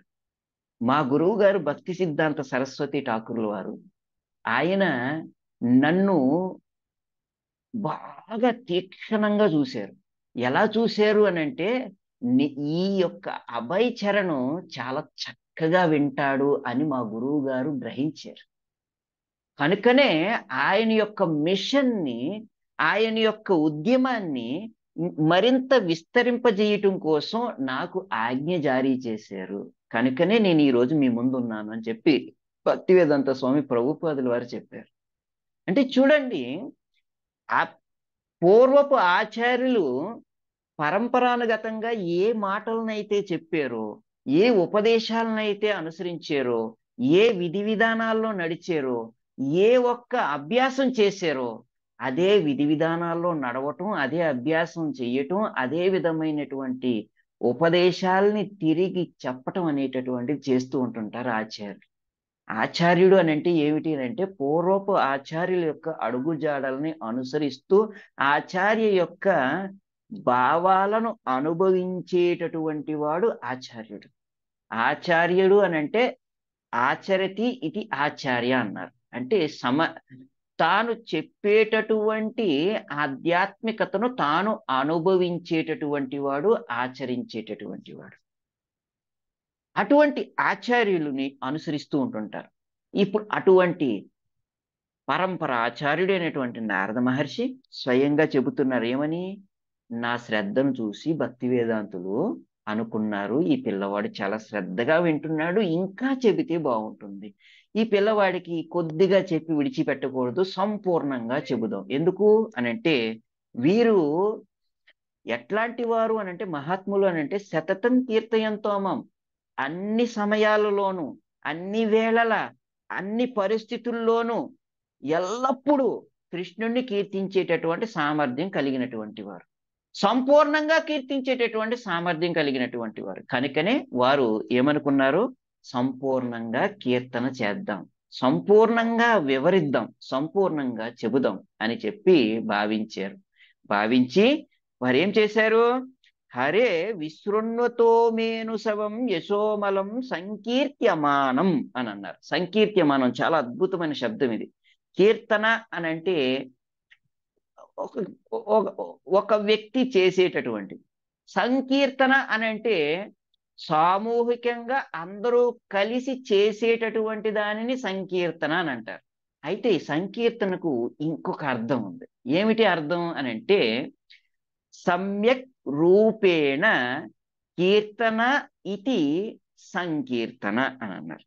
సమ్యక్ రూపేణ అంటే సంపూర్ణంగా ఆ కృష్ణుని యొక్క దివ్యమైనటువంటి నామరూప గుణలీలల్ని కీర్తించేటటువంటి స్థితిని, పరిస్థితిని సంకీర్తనం అని అన్నారు. ఒకరి తర్వాత ఒకరు అక్కడ ఉన్నటువంటి భక్తి వేదాంతులంతా కూడా నారద మహర్షి ఉపదేశం చేస్తున్నారు. ఒకరు చెప్తున్నారు, ఒకరు పూర్తయిన తర్వాత ఇంకొకరు చెబుతున్నారు. ఏ విధంగా అయితే నిమి మహారాజుకి నవయోగేంద్రులు ఇచ్చేసినప్పుడు ఆ నవయోగేంద్రులు ఒకరి తర్వాత ఒకరు నిమి మహారాజుకి ఉపదేశం చేశారో, అదే విధంగా నారద మహర్షికి కూడా, ఆ బాలునిగా ఉన్నటువంటి నారద మహర్షికి భక్తి వేదాంతులంతా కలిసి ఉపదేశం చేస్తున్నారు. ఒకరి తర్వాత ఒకరు, ఒకరి తర్వాత ఒకరు, ఒకరి తర్వాత ఒకరు భాగవతాన్ని సంపూర్ణంగా సమ్యక్ రూపేణ కీర్తనం ఇది సంకీర్తనం చేశారు. ఆ కృష్ణుని యొక్క కీర్తనలు ఎట్లాంటివి? ఆ కృష్ణుని యొక్క నామం అమలమైనటువంటిది, ఆ కృష్ణుని యొక్క గుణాలు అమలమైనటువంటివి, ఆ కృష్ణుని యొక్క రూపం అమలమైనటువంటిది, ఆ కృష్ణుని యొక్క లీలలు అమలమైనటువంటివి. చంద్రునిలోనైనా మచ్చ ఉంటుంది గాని ఆ కృష్ణుని యొక్క దివ్యమైనటువంటి రూపంలో, గుణంలో, లీలల్లో దేనిలోనూ లోపం ఉండదు, దోషం ఉండదు. అమలం, స్పాట్లెస్ అని చెప్పన్నారు. అమలమైనటువంటి ఆ కృష్ణుని యొక్క దివ్యమైనటువంటి నామరూప గుణలీలల్ని వర్ణించారు. అంటే నాకు భాగవతాన్ని సంపూర్ణంగా చెప్పారు. వారు ఆ విధంగా సంపూర్ణంగా చెబుతూ ఉంటుంటే నేను దానినంతటినీ కూడా శ్రద్ధగా విశృణ్వతో విన్నాను, ఆలకించాను. అలా ఆలకించేటటువంటి మహద్భాగ్యం నాకు కలిగినది. అంతటితో నా భౌతిక జీవితం నశించినది, నాకు భక్తి కలిగినది అంటూ ఎలాంటి భక్తి కలిగిందో తెలుసా? గుణ ప్రభావము లేనటువంటి భక్తి కలిగింది. భక్తి గుణాతీతమైంది. అయినా ఆ గుణాతీతమైనటువంటి భక్తిని ఈ భౌతిక ప్రకృతిలో ఉన్నటువంటి జీవులు వారి వారి గుణమును అనుసరించి అభ్యసిస్తూ ఉంటుంటారు. సత్వగుణంలో భక్తి చేసేటటువంటి వారు కొందరు, రజోగుణంలో భక్తిని అభ్యసించేటటువంటి వారు మరికొందరు, తమో గుణంలో భక్తిని అభ్యసించేటటువంటి వారు మరికొందరు. దక్ష ప్రజాపతి తమో గుణంలో భక్తి చేశాడు. ధ్రు ధ్రువ మహారాజు రజోగుణంలో భక్తి చేశాడు. పృథు మహారాజు సత్వగుణంలో భక్తి చేశారు. శుద్ధ సత్వంలో రచయితసులు భక్తి చేశారు. ఇట్లా భక్తి చేసినటువంటి వారికి, గుణ ప్రభావంతో భక్తి చేసినటువంటి వారికి ఉదాహరణల్ని భాగవతంలో పేర్కొన్నారు. అయితే వారు గుణ ప్రభావంతో భక్తి చేసినప్పటికీ వారు గుణ ప్రభావం లేనటువంటి భక్తిని అనుసరించటం వలన వారు గుణరహితులయ్యారు, గుణాతీతులయ్యారు. ఈ భౌతికమైనటువంటి గుణాలన్నింటి నుండి విడిపడ్డారు. అదే విధంగా నేను చేసినటువంటి భక్తి వలన, ఆ భక్తి వేదాంతలో ఉపదేశం విని నేను చేసినటువంటి భక్తి వలన నాకు గుణ ప్రభావం లేనటువంటి భక్తి కలిగింది. నాలో రజస్తమో గుణ ప్రభావం పూర్తిగా అంతరించింది అంటూ భక్తి ప్రవృత్తాత్మ రజస్తమోపహ. నాలో భక్తి కలిగినది, భక్తి కలిగినంతనే నాలో ఉన్నటువంటి రజస్తమో గుణ ప్రభావం పూర్తిగా అంతరించినది అని చెప్పి మాట్లాడారు. ఇది ఇంత విన్న తర్వాత గుణ ప్రభావం అంటే ఈ గుణ ప్రభావం లేనటువంటి భక్తి కలిగింది అన్నారు, బాగుంది. అంటే ఆ ఋషులు దగ్గర నుండి భాగవతాన్ని విన్నాడు నారద మహర్షి, అందుకని ఆయనలో భక్తి కలిగిందని నారద మహర్షి చెబుతున్నాడు. అంటే భక్తి ఎక్కడుంటుంది అంటే ఎక్కడి నుంచో తెచ్చి మన మన మన లోపల పెడతారా ఏమిటి? ఏదో హార్ట్ ట్రాన్స్ప్లాంట్ ఆపరేషన్ చేసినట్టు ఆ భక్తి ఎక్కడి నుంచో తీసుకొచ్చి మన హృదయంలో పెడతారా అని అంటే కాదండి. ఎక్కడి నుండో తెచ్చి పెట్టేది కాదు ఈ భక్తి. జీవునిగా మన యొక్క స్వభావం భగవంతుని పట్ల భక్తిని కలిగి ఉండటం. చక్కెరకు ఏ విధంగా తీపిదనాన్ని కలిగి ఉండటం దాని యొక్క స్వభావమో,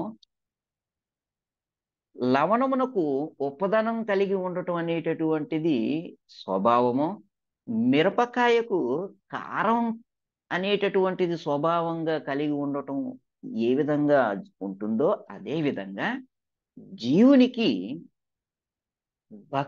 భక్తియుత సేవ చేయటం అనేటటువంటిది అతని యొక్క స్వభావం. కనుకనే జీవ్యర స్వరూపహి నిత్యర కృష్ణదాస్ అన్నారు.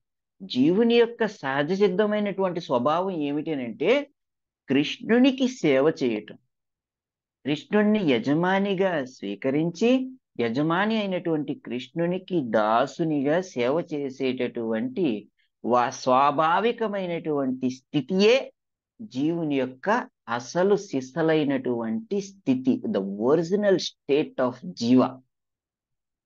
ఇది జీవుని యొక్క సహజ సిద్ధమైనటువంటి స్థితి. అటువంటి సహజ సిద్ధమైనటువంటి స్థితిని గురించి నారద మహర్షి వర్ణిస్తూ ఏమని చెప్పారు ఈ రోజు శ్లోకంలో?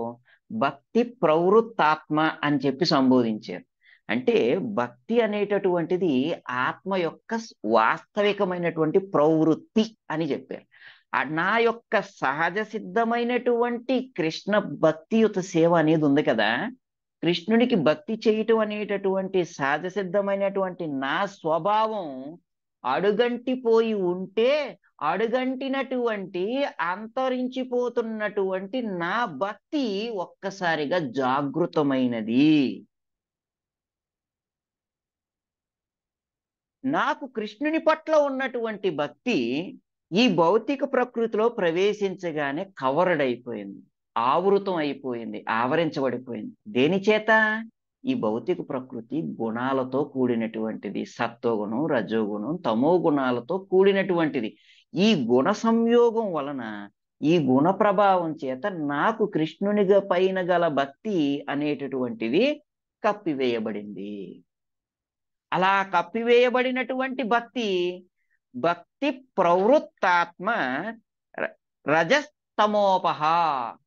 ఆ భక్తి వారి నుంచి ఆలకించటం చేత, ఆ కృష్ణుని యొక్క దివ్యమైనటువంటి కథాశ్రవణం నిత్యం చెయ్యటం చేత తిరిగి మరలా నాలో ప్రకటమైనది, జాగృతమైనది అని చెప్పారు. శ్రీల ప్రభుపాదుల వారి ఈ సందర్భంలో ఒక మాట చెబుతూ ఉంటుంటారు ఎప్పుడు కూడా. ఇప్పుడు అందరూ కూడా ఈ ప్రకృతిలో భగవంతుని పట్ల భక్తి కలిగినటువంటి వారే. ఎవరికీ భక్తి లేదు అని చెప్పి అనటానికి లేదు. కాకపోతే భక్తి అనేటటువంటిది, కృష్ణుని పట్ల గల భక్తి నిద్రాణ స్థితిలో ఉన్నది. ఇప్పుడు నిద్రాణ స్థితిలో ఉన్నటువంటి భక్తి ఉమ్, జాగృతం కావాలి. జాగృతం కావాలి అని అంటే నిద్రలో ఉన్నటువంటి వారిని లేప నిద్ర మేల్కొలుపు చెయ్యాలి, అంటే లేపాలి. లేపితే ఏమవుతుంది? వారు మేల్కొని తిరిగి వారి యొక్క కార్యకలాపాలు యథాతథంగా చేయటం అనేటటువంటి, నిర్వర్తించడం అనేటటువంటిది, కొనసాగించడం అనేటటువంటిది చేస్తూ ఉంటుంటారు. మరి ఆ కార్యాలన్నీ చెయ్యాలని అంటే నిద్రలో ఉన్నటువంటి వ్యక్తి మేల్కోవాలి. మేల్కోవాలి అని అంటే మనంతట మనం లేవలేము. అందుకని చూడండి, ఒక్కొక్కసారి అలారం పెట్టుకుంటారు. తెల్లవారుజామున లేవాలి అని చెప్పి పలానా సమయానికి లేవాలని అలారం పెట్టుకుంటారు.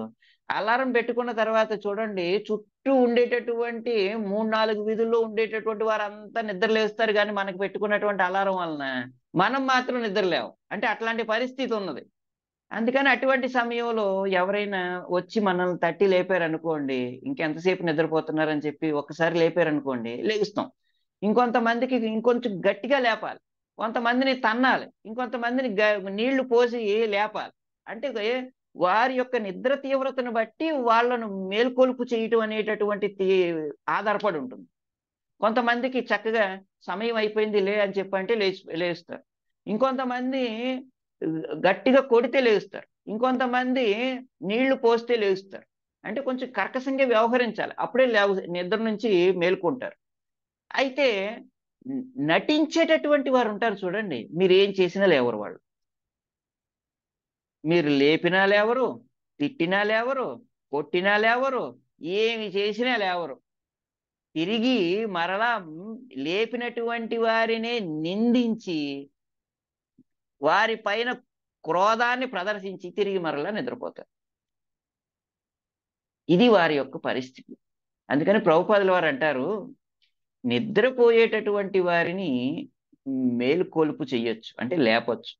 నిద్రపోతున్నట్టు నటించేటటువంటి వారిని లేపటం అనేటటువంటిది మన తరం కాదు. భారతదేశంలో ఉండేటటువంటి వారు అందరికీ కూడా భగవంతుడు అంటే ఏమిటో తెలుసు. అందరూ కూడా నిద్రపోతున్న వారు కాదు, నిద్రపోతున్నట్టు నటిస్తున్నారు. మీరంతా నిద్రలో ఉన్నారు, అందుకని ఒక్కసారి కృష్ణ చైతన్యం స్వీకరించండి అని చెప్పి చెప్పగానే మీరంతా స్వీకరించారు. కానీ భారతదేశంలో ఉన్నటువంటి వారు నిద్రపోతున్నట్టు నటిస్తున్నటువంటి వారు కనుకనే కృష్ణ చైతన్యాన్ని త్వరగా స్వీకరించరు అని చెప్పి ప్రభుపాదుల వారు పాశ్చాత్యులను ఉద్దేశించి చెప్పారు ఈ మాట. అందుకని మేల్కొలుపు చెయ్యాలి. మన పరిస్థితి ఏమిటి అని అంటే, వాస్తవికంగా భక్తి ఉన్నది. ఆ భక్తి ఈ ప్రకృతిలోకి ప్రవేశించగానే గుణ ప్రభావం చేత నిద్రాణ స్థితికి వెళ్ళిపోయినది. ఇలా నిద్రాణ స్థితిలో ఉన్నటువంటి స్థితిలో మేల్కొలుపు జరగాలి. అయితే రజోగుణం, తమో గుణం ముఖ్యంగా ఒక వ్యక్తిని భక్తియుత సేవా జీవితం చెయ్యకుండా అడ్డుపడి నిద్రాణ స్థితికి తీసుకొని వెళ్తుంది. భక్తియుత సేవా జీవితాన్ని సంపూర్ణంగా చేయనివ్వదు. ఉదాహరణకి తమో గుణం గాని మనం తీసుకున్నాం అనుకోండి. తమో గుణంలో ఉండేటటువంటి వ్యక్తి నిద్రాలస్య ప్రమాదిభిః అజ్ఞానజం తమః అన్నారు. అంటే అజ్ఞానం చేత తాను ఈ దేహమే అని చెప్పి భావిస్తాడు. భావించినటువంటి కారణం చేత సోమరితనం, నిద్ర, ఆలస్యం చేస్తూ ఉంటుంటాడు ఆధ్యాత్మిక జీవితం విషయంలో. ఎప్పుడైనా మీరు ఆధ్యాత్మిక ఉపదేశం చేశారనుకోండి, ఇప్పుడు కాదులే తర్వాత అని వాయిదా వేస్తాడు. దానిని ఆలకించడు. అంటే తమో గుణం ఏం చేస్తుంది అనంటే ఆధ్యాత్మికతను ఆలస్యం చేసేలా చేస్తుంది. ఆధ్యాత్మిక ఉపదేశాన్ని వినేటటువంటి ప్రయత్నం కూడా చెయ్యనివ్వదు. ఎవరైనా ఆధ్యాత్మిక ఉపదేశం చేస్తున్నారనుకోండి, మొదలెట్టారా మళ్ళీ ప్రవచనం, ఇంకా చాలండి అని మాట్లాడతారు. మీరు గమనించండి, కావాలంటే మీరు ఒక మంచి విషయం చెప్పడానికి ప్రయత్నం చేస్తే తమో గుణంలో ఉండేటటువంటి వ్యక్తి వినడు. రజోగుణంలో ఉండేటటువంటి వ్యక్తి యొక్క పరిస్థితి ఏమిటి అనంటే చెప్తే వింటాడు, విని వాదనకు దిగుతాడు. ఇంకొంతమంది ఏం చేస్తారు, రజోగుణంలో ఉండేటటువంటి వ్యక్తులు అనంటే చెప్పినటువంటి సందేశాన్ని ఆలకించి ఈ విషయాన్ని మనం ఆచరించి ఎలా లాభం పొందాలి, మనకేమన్నా లాభం కలుగుతుందా లేదా అని చెప్పి స్వలాభం చూసుకుంటారు. దీనినే శాస్త్రం ఏమని చెప్పిందంటే రజో రాగాత్మికం విద్ధిహి అని చెప్పారు. రజో గుణంలో ఏమిటి అని అంటే చేసేటటువంటి పని పైన చేసినటువంటి పని ద్వారా వచ్చినటువంటి ఫలం మీద బంధన ఎక్కువ ఉంటుంది. అందుకని కామ్య కర్మ అని చెప్పి అన్నారు. విశుద్ధమైనటువంటి కార్యంలో కూడా కామ్య కర్మ భావన ప్రవేశిస్తుంది రజోగుణ ప్రభావం చేత. కాబట్టి శుద్ధమైనటువంటి భక్తిని అభ్యసించడానికి రజోగుణం కూడా ఉపకరించదు. ఈ రజోగుణం తమోగుణం అనేటటువంటిది మన యొక్క విశుద్ధమైనటువంటి భక్తియుత సేవను పూర్తిగా కప్పిపుచ్చేస్తుంది, భక్తియుత సేవను ఆచరింప చేయనివ్వదు. అందుకని ఈ రజస్తమో గుణాలను నిద్రాణ స్థితి అన్నారు. ఇవి పూర్తిగా నిద్రాణ స్థితిలో ఒక జీవుణ్ణి మైమరిపిస్తాయి. కానీ సత్వగుణం మేల్కొలుపు చేస్తుందంట. ఎందుకు అని అంటే సత్వగుణం అనేటటువంటిది జ్ఞానానికి అనువైనటువంటిది, ఆధ్యాత్మిక అభ్యాసానికి అనువైనటువంటి స్థితి. అందుకనే ఆధ్యాత్మిక సాధన సత్వగుణంలో కానీ ఎవరైనా చేస్తే వారికి విశుద్ధ సత్వం అనేటటువంటిది త్వరితగతిని లభిస్తుంది. రజోగుణంలో ఉండేటటువంటి వారికి సత్వగుణం రావటానికి కొంచెం సమయం పడుతుంది. తమో గుణంలో ఉన్నటువంటి వారు రజోగుణానికి రావాలి, రజోగుణంలో ఉన్నటువంటి వారు సత్వగుణానికి రావాలి. సత్వగుణం తర్వాత విశుద్ధమైనటువంటి సత్వగుణం అనేటటువంటిది ప్రాప్తిస్తుంది, విశుద్ధమైనటువంటి భక్తి ఆరంభం అవుతుంది. అందుకని ప్రభుపాదుల వారు చాలా విశేషమైనటువంటి రీతిన మనకి అంతర్జాతీయ కృష్ణ చైతన్య సంఘంలో కార్యక్రమాలను రూపొందించి సత్వగుణంలో ఉండేటటువంటి రీతిన సాధన విధులను అందించారు. సత్వగుణంలోకి ఒక వ్యక్తి రావాలి అనంటే ప్రాతకాల వేళ నిద్ర లేవాలి అన్నారు. ప్రాతకాల వేళ నిద్ర లేచి భక్తుల యొక్క సాంగత్యంలో భగవంతుని యొక్క దివ్యమైనటువంటి నామాల్ని కీర్తించేటటువంటి వారు, భక్తుల యొక్క సమక్షంలో భగవంతుని యొక్క దివ్యమైనటువంటి యశోగానాన్ని శ్రవణం చేసేటటువంటి వారు ఎవరైతే ఉన్నారో వారికి విశుద్ధ సత్వం అనేటటువంటిది త్వరితగతిని కలుగుతుంది. ఎందుకు అనంటే సత్వగుణం ప్రాప్తిస్తుంది కాబట్టి. ఎందుకంటే అది సత్వగుణాన్ని అందించేటటువంటి విశేషమైనటువంటి సమయం. మీకు సత్వగుణం అనేటటువంటిది ప్రాప్తించింది అనుకోండి, రజోగుణ తమోగుణ ప్రభావం మీ మీద అంతగా చూపించు. సత్వగుణంలో ఏ ఏ శాస్త్రవాక్యమైనా కానీ చక్కగా స్పష్టంగా అర్థమవుతుంది. ఒక వాక్యాన్ని అపార్థం చేసుకోవటం కానీ, ఒక వాక్యాన్ని తప్పుగా అర్థం చేసుకొని ఆచరించేటటువంటి ప్రయత్నం కానీ చెయ్యలేం మనం. ఏ విధంగా అయితే ఆచార్యులు మనకు అందించారో, శాస్త్రం ఏ విధంగా అయితే మనకు ఉపదేశం చేసిందో అదే రీతిన శాస్త్ర విషయాలను ఆచరించేటటువంటి ప్రయత్నం మనం చేస్తాం. ఇప్పుడు రజోగుణంలో తమో గుణంలో ఉన్నటువంటి వ్యక్తికి శాస్త్రవాక్యం చెప్పామనుకోండి, చెప్పగానే వెంటనే దాన్ని వక్రీకరిస్తూనే మాట్లాడతాడు. ఉదాహరణకి తమో గుణంలో ఉన్నటువంటి వ్యక్తి దగ్గరికి వెళ్ళి రామాయణం అంటే 3 పదాల్లో చెప్పేస్తాను మీకు సంక్షిప్తంగా అని చెప్పి, రామాయణం అని అంటే ఆహ్, నలుగురు అన్నదమ్ములు, ముగ్గురు అన్నదమ్ములు, ఇద్దరు అన్నదమ్ములు అని చెప్పేశారు. ఏమిటి నలుగురు, ముగ్గురు, ఇద్దరు? ఏం అర్థం అవ్వదు. నలుగురు అన్నదమ్ములు అనంటే ఎవరు? రామ, లక్ష్మణ, భరత, శత్రుఘ్నులు. మరి ముగ్గురు అన్నదమ్ములు అంటే ఎవరు? రావణ, కుంభకర్ణ, విభీషణుడు. మరి ఇద్దరు అన్నదమ్ములు అంటే ఎవరు? వాలి, సుగ్రీవులు. ఇది రామాయణం అని అన్నారు. ఇది రామాయణం అని చెప్పేసి అంటే ఎవరికి అర్థమవుతుంది? అర్థం అవ్వదు. మరలా ఇంకొంత వివరణ చేశారనుకోండి. ఇంకొంత వివరణ చేస్తూ మరి ఈ నలుగురు కూడా ని నిలిచున్నారు. రామ, లక్ష్మణ, భరత, శత్రుఘ్నులు నలుగురు కూడా ఉన్నారు.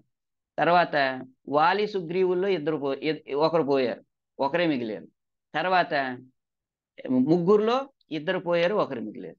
అదేమిటండి? అక్కడేమో వారంతా ఏమో పోయారు. అంటే ఎవరు? శ్రీరామచంద్రుడే సంహరించారు. వారికేమో అన్నదమ్ముల యొక్క సహవాసం లేకుండా చేసేసారు. వీళ్ళు మాత్రం నలుగురు బాగున్నారు అని మాట్లాడతాడు తమో గుణంలో ఉండే వ్యక్తి. ఎందుకంటే శాస్త్రవాక్యం విన్నా కూడా దాన్ని వక్రీకరించి తప్పుగా మాట్లాడతాడు. అటువంటి పరిస్థితి ఉంది.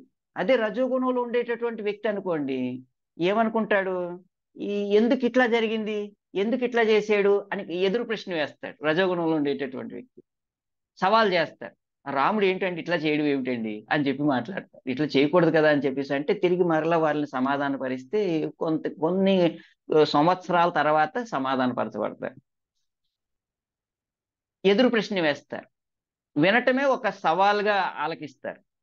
ఇది రజోగుణంలో ఉండేటటువంటి వ్యక్తి పరిస్థితి. అదే సత్వగుణంలో ఉండేటటువంటి వ్యక్తికి చెప్తే ఈ విషయాల్ని చాలా చక్కగా అర్థం చేసుకుంటాడు.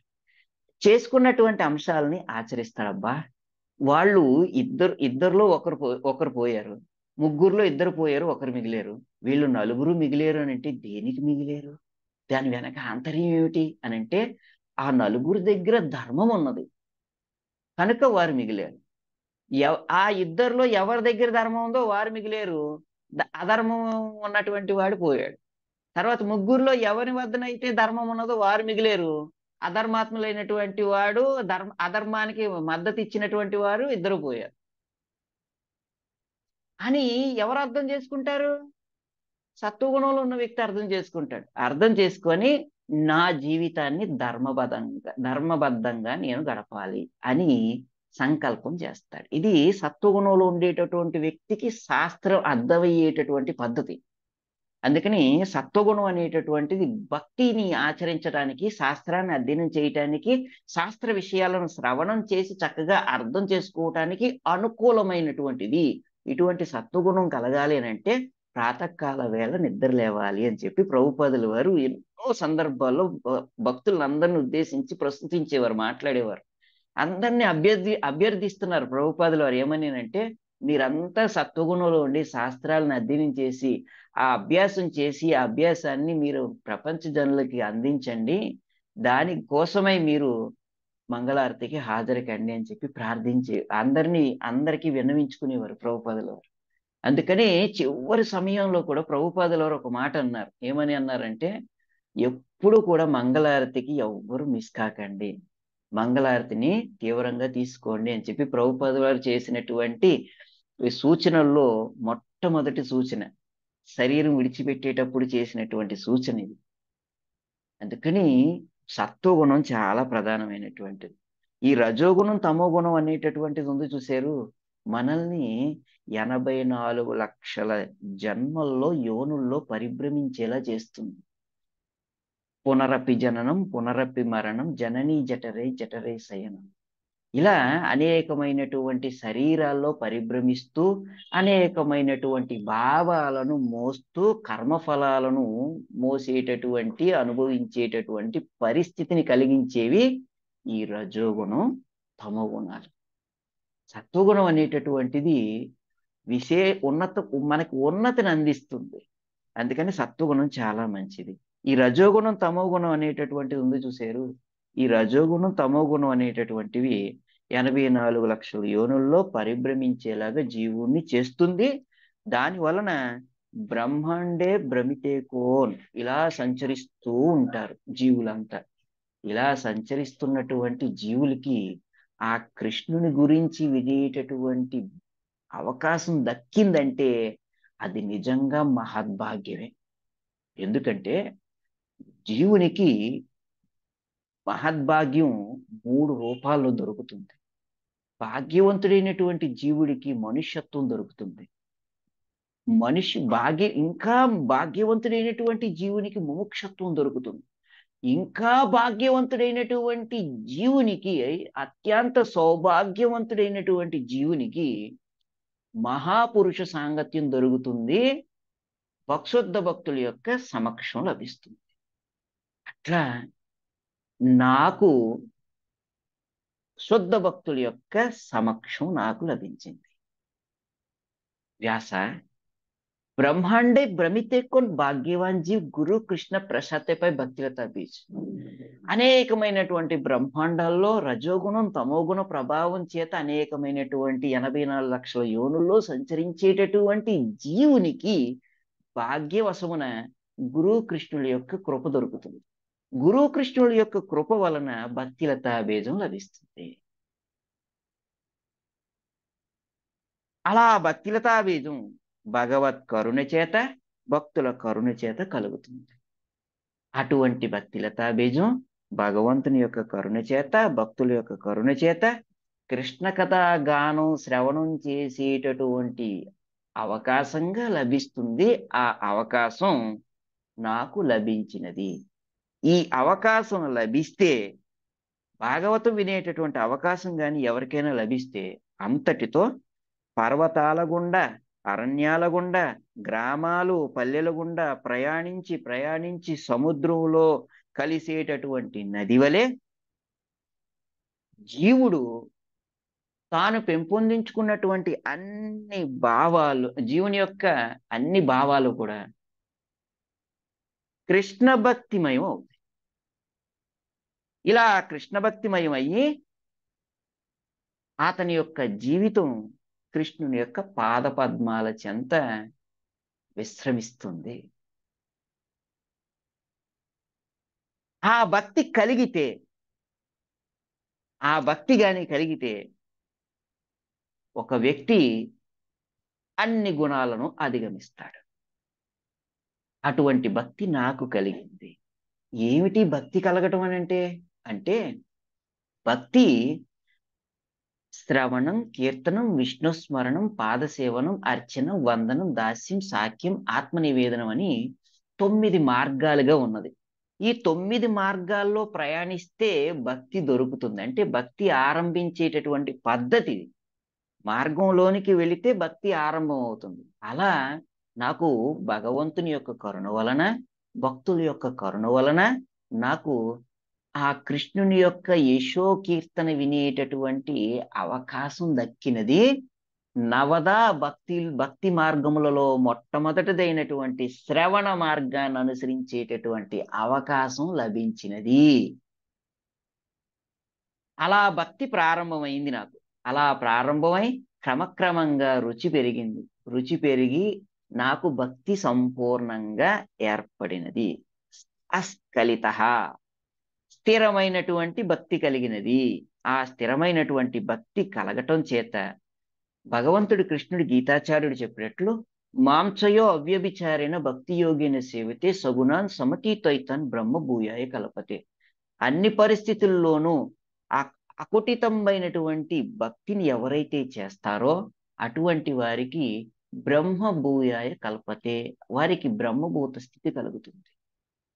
శాశ్వతమైనటువంటి ఆధ్యాత్మిక స్థితి కలుగుతుంది. అటువంటి స్థితిలో రజోగుణం గాని, తమోగుణం గాని, సత్వగుణం గాని వారిని ప్రభావితం చెయ్యవు. 3 గుణములకు అవతలపడి, అంటే 3 గుణముల నుండి విడివడి విశేషమైనటువంటి ముక్తి స్థితిని అందుకుంటారు. ఈ భౌతిక జగత్తులో ఎలా జీవించాలి, ఈ భౌతిక జగత్తు నుంచి ఎలా విడివడాలి అనేటటువంటి ఉపదేశాలతో వేదాలు నిండున్నాయి. అటువంటి వేదాల్లో ఈ భౌతిక జగత్తు నుండి అనగా సత్వగుణం, రజోగుణం, తమో గుణాల నుండి ఏ విధంగా ముక్తిని పొందాలి అనేటటువంటి ఉపదేశాలు చేశారు. అయితే ఆ ఉపదేశాల్లో ఉన్నతమైనటువంటి ఉపదేశం ముక్తిగా చెప్పబడింది. అటువంటి ముక్తి భగవంతునికి చేసేటటువంటి భక్తి వలన సులభంగా లభిస్తున్నది. జీవించి ఉండగానే ముక్తి స్థితి పొందుతాం. జీవన్ముక్త సముచ్యతే. ఆ కృష్ణునికి భక్తియుత సేవ ఆరంభించినంతనే జీవన్ముక్తి దొరుకుతుంది. జీవించి ఉండగానే ముక్తి స్థితి దొరుకుతుంది. ముక్తిరిత్వ అన్యదా రూపం స్వరూపేణ వ్యవస్థితి. ఆ భగవంతునికి అన్ని పరిస్థితుల్లోనూ చేసేటటువంటి దివ్యమైనటువంటి భక్తియుత సేవయే నిజమైనటువంటి ముక్తి. అటువంటి ముక్తి లభిస్తున్నది. కనుకనే సత్వ రజస్తమో గుణములు ప్రభావం అనేటటువంటిది ఉండదు అని గీతాచార్యుడు చెప్పినట్లు నా జీవితంలో జరిగినది. ఏమి జరిగినది? భక్తి ప్రవృత్తాత్మ రజో స్తమోపహ. నాలో ఉన్నటువంటి రజోగుణ తమోగుణ ప్రభావం పూర్తిగా అంతరించింది. కారణం ఏమిటి అని అంటే నేను భక్తి వేదాంతుల నుంచి చేసినటువంటి కృష్ణ కథా శ్రవణమే. నిత్యంగా నేను చేసినటువంటి కృష్ణ కథా శ్రవణమే అంటూ నారద మహర్షి భాగవతుల నుంచి, భక్తుల నుంచి చేసేటటువంటి భాగవత శ్రవణం వలన కలిగేటటువంటి ప్రయోజనం ఏమిటనేటటువంటి చెబుతూ ఇత్తం సరాత్ ప్రావృషికావృతూ హరే విశృణ్వతో మేను శవం యశోమలం సంకీర్త్యమానం మునిభిర్మహాత్మభిః భక్తి ప్రవృత్తాత్మ రజస్తమోపహ అంటూ ఆ విధంగా శరద్వర్ష ఋతువులు రెండింటి అందును మహాత్ములైన ఆ మునులు నిత్యము వనరించినటువంటి కృష్ణ భగవానుని అమల యశో కీర్తనములను ఆకర్ణించుటకు అవకాశం పొందితిని. ఆ రీతిగా భక్తియుత సేవ నా యందు ఉత్పన్నమైనంతనే రజస్తమో గుణముల ఆచ్ఛాదనములు సంపూర్ణంగా అంతరించినవి అంటూ వ్యాస మహర్షికి నారద మహర్షి చెబుతున్నారు. చాలా అద్భుతమైనటువంటి ఉపదేశం ఇది. ఇదే విధంగా భాగవతం మన జీవితంలో సమస్తమైనటువంటి రజస్తమో గుణముల యొక్క ప్రభావాన్ని తొలగించి శుద్ధ సత్వంలో చేసేటటువంటి భక్తితో సేవా స్థితికి మనల్ని ఉద్ధరిస్తుంది అని చెప్పటానికి ప్రత్యక్షమైనటువంటి ఉదాహరణ మన ఇస్కాన్ సాంప్రదాయంలో వస్తున్నటువంటి అనేకమైనటువంటి సాధకుల యొక్క జీవన విధానం. మీరు కానీ గమనించినట్లయితే చూడండి, ఈ విషయాన్ని ఎప్పుడో పూర్వము ఎప్పుడో జరిగినటువంటి విషయాన్ని నారద మహర్షి చెబుతున్నాడు. ఎవరికి? వ్యాస మహర్షికి చెబుతున్నాడు. కలియుగం ఆరంభం అయినటువంటి సమయంలో చెబుతున్నాడు. ఎప్పుడో జరిగినటువంటి విషయాలు ఇప్పుడు కూడా జరుగుతాయా అండి? అప్పుడంటే జరిగినాయి, ఇప్పుడు ఎలా జరుగుతాయండి అని చెప్పి మాట్లాడతారు కదా. అటువంటి వారికి ప్రత్యక్షమైనటువంటి ఉదాహరణ సమాధానం శ్రీల ప్రభుపాదుల వారు చేసినటువంటి మహత్కార్యమే. పాశ్చాత్య దేశాలకి భాగవత ప్రతిని తీసుకుని వెళ్ళారు గురువు గారి యొక్క ఆజ్ఞను నెరవేర్చడం కోసం. అలా వెళ్ళినటువంటి భక్తి వేదాంత స్వామి ప్రభుపాదుల వారు రజోగుణ తమో గుణాల్లో పూర్తిగా నిమగ్నమై మాంసభక్షణ, మద్యపానం, జోదం, వ్యభిచారం వంటి వ్యసనాలకు పూర్తిగా బానిసలైనటువంటి వారి యొక్క ప్రవృత్తులను మార్చి భక్తిమయం చేశారు కేవలం భాగవతోపదేశం ద్వారా మాత్రమే. ఈ రోజున ఆ పాశ్చాత్య ప్రపంచం అంతా కూడా ఈ భాగవత ధర్మాన్ని స్వీకరించి ఆ భాగవత ధర్మాన్ని విస్తృతంగా ప్రచారం కూడా చేస్తూ ఉన్నారు. బికాస్ ఆఫ్ శ్రీల ప్రభుపాద, ఆ పరమ భాగవతులైనటువంటి భక్తి వేదాంత స్వామి ప్రభుపాదుల వారి వలన. కాబట్టి ఈ భాగవతం యొక్క మహత్తు సృష్టి ఆరంభం నుండి వెలుగొందుతూనే ఉన్నది, ప్రకటమవుతూనే ఉన్నది. గతమునందు ప్రకటమైనది, ప్రస్తుతమునందు ప్రకటమైనది, భవిష్యత్తునందు కూడా ప్రకటన కాబోతున్నది. భాగవతం భూత భవిష్యత్ వర్తమానాలకి దిశానిర్దేశం చేసేటటువంటి విశేషమైనటువంటి పరిపూర్ణమైనటువంటి ఆధ్యాత్మిక సాహిత్యం. కాబట్టి అటువంటి భాగవతాన్ని నీవు కూడా వర్ణించు వ్యాస అంటూ నారద మహర్షి తన యొక్క ఉదాంతాన్నంతటిని దివ్యమైనటువంటి చరిత్రగా వ్యాస మహర్షికి చెబుతూ ఇత్తం శరాత్ ప్రావృషీకావృతు హరే విశృణ్వతో మేను సవం యశోమలం సంకీర్త్యమానం మునిభిర్మహాత్మభిః భక్తి ప్రవృత్తాత్మ రజస్తమోపహ అంటూ శరదృతువు వర్ష ఋతువు రెండింటి యందు నేను మహాత్ములైనటువంటి మహామునుల నుండి నిత్యం వనరించినటువంటి ఆ కృష్ణ భగవానుని అమలమైనటువంటి యశో కీర్తనములను ఆకర్ణించటం అవకాశం పొందాను. ఆ అవకాశం పొందినంతనే నాకు భక్తి ఉత్పన్నమైంది. ఆ భక్తి ఉత్పన్నమైనటువంటి కారణం చేత రజస్తమో గుణముల యొక్క ప్రభావం నా నుండి పూర్తిగా తొలగినది, అంతరించినది అని నారద మహర్షి వ్యాస మహర్షికి ఉపదేశం చేశారు. గ్రంథరాజ్ శ్రీమద్ భాగవతం కీ జై. జగద్గురు శ్రీల ప్రభుపాది కీ జై. నితాయ్ గౌరు సీతానాథ్ ప్రేమానందే. హరి హరి బో. ఏమన్నా ప్రశ్నలు ఉంటే అడగండి.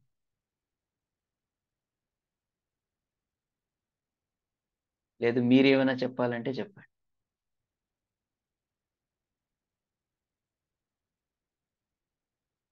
ఓకే. ప్రశ్నలు ఏమీ లేవంటే ఎప్పుడు నేను చెప్పేవి రెండే రెండు మాటలు. అంతా చక్కగా అర్థమైందని, లేదంటే ఏమీ అర్థం కాలేదని. నేను అనుకుంటున్నాను అంతా చక్కగా అర్థమైంది. హరే కృష్ణ.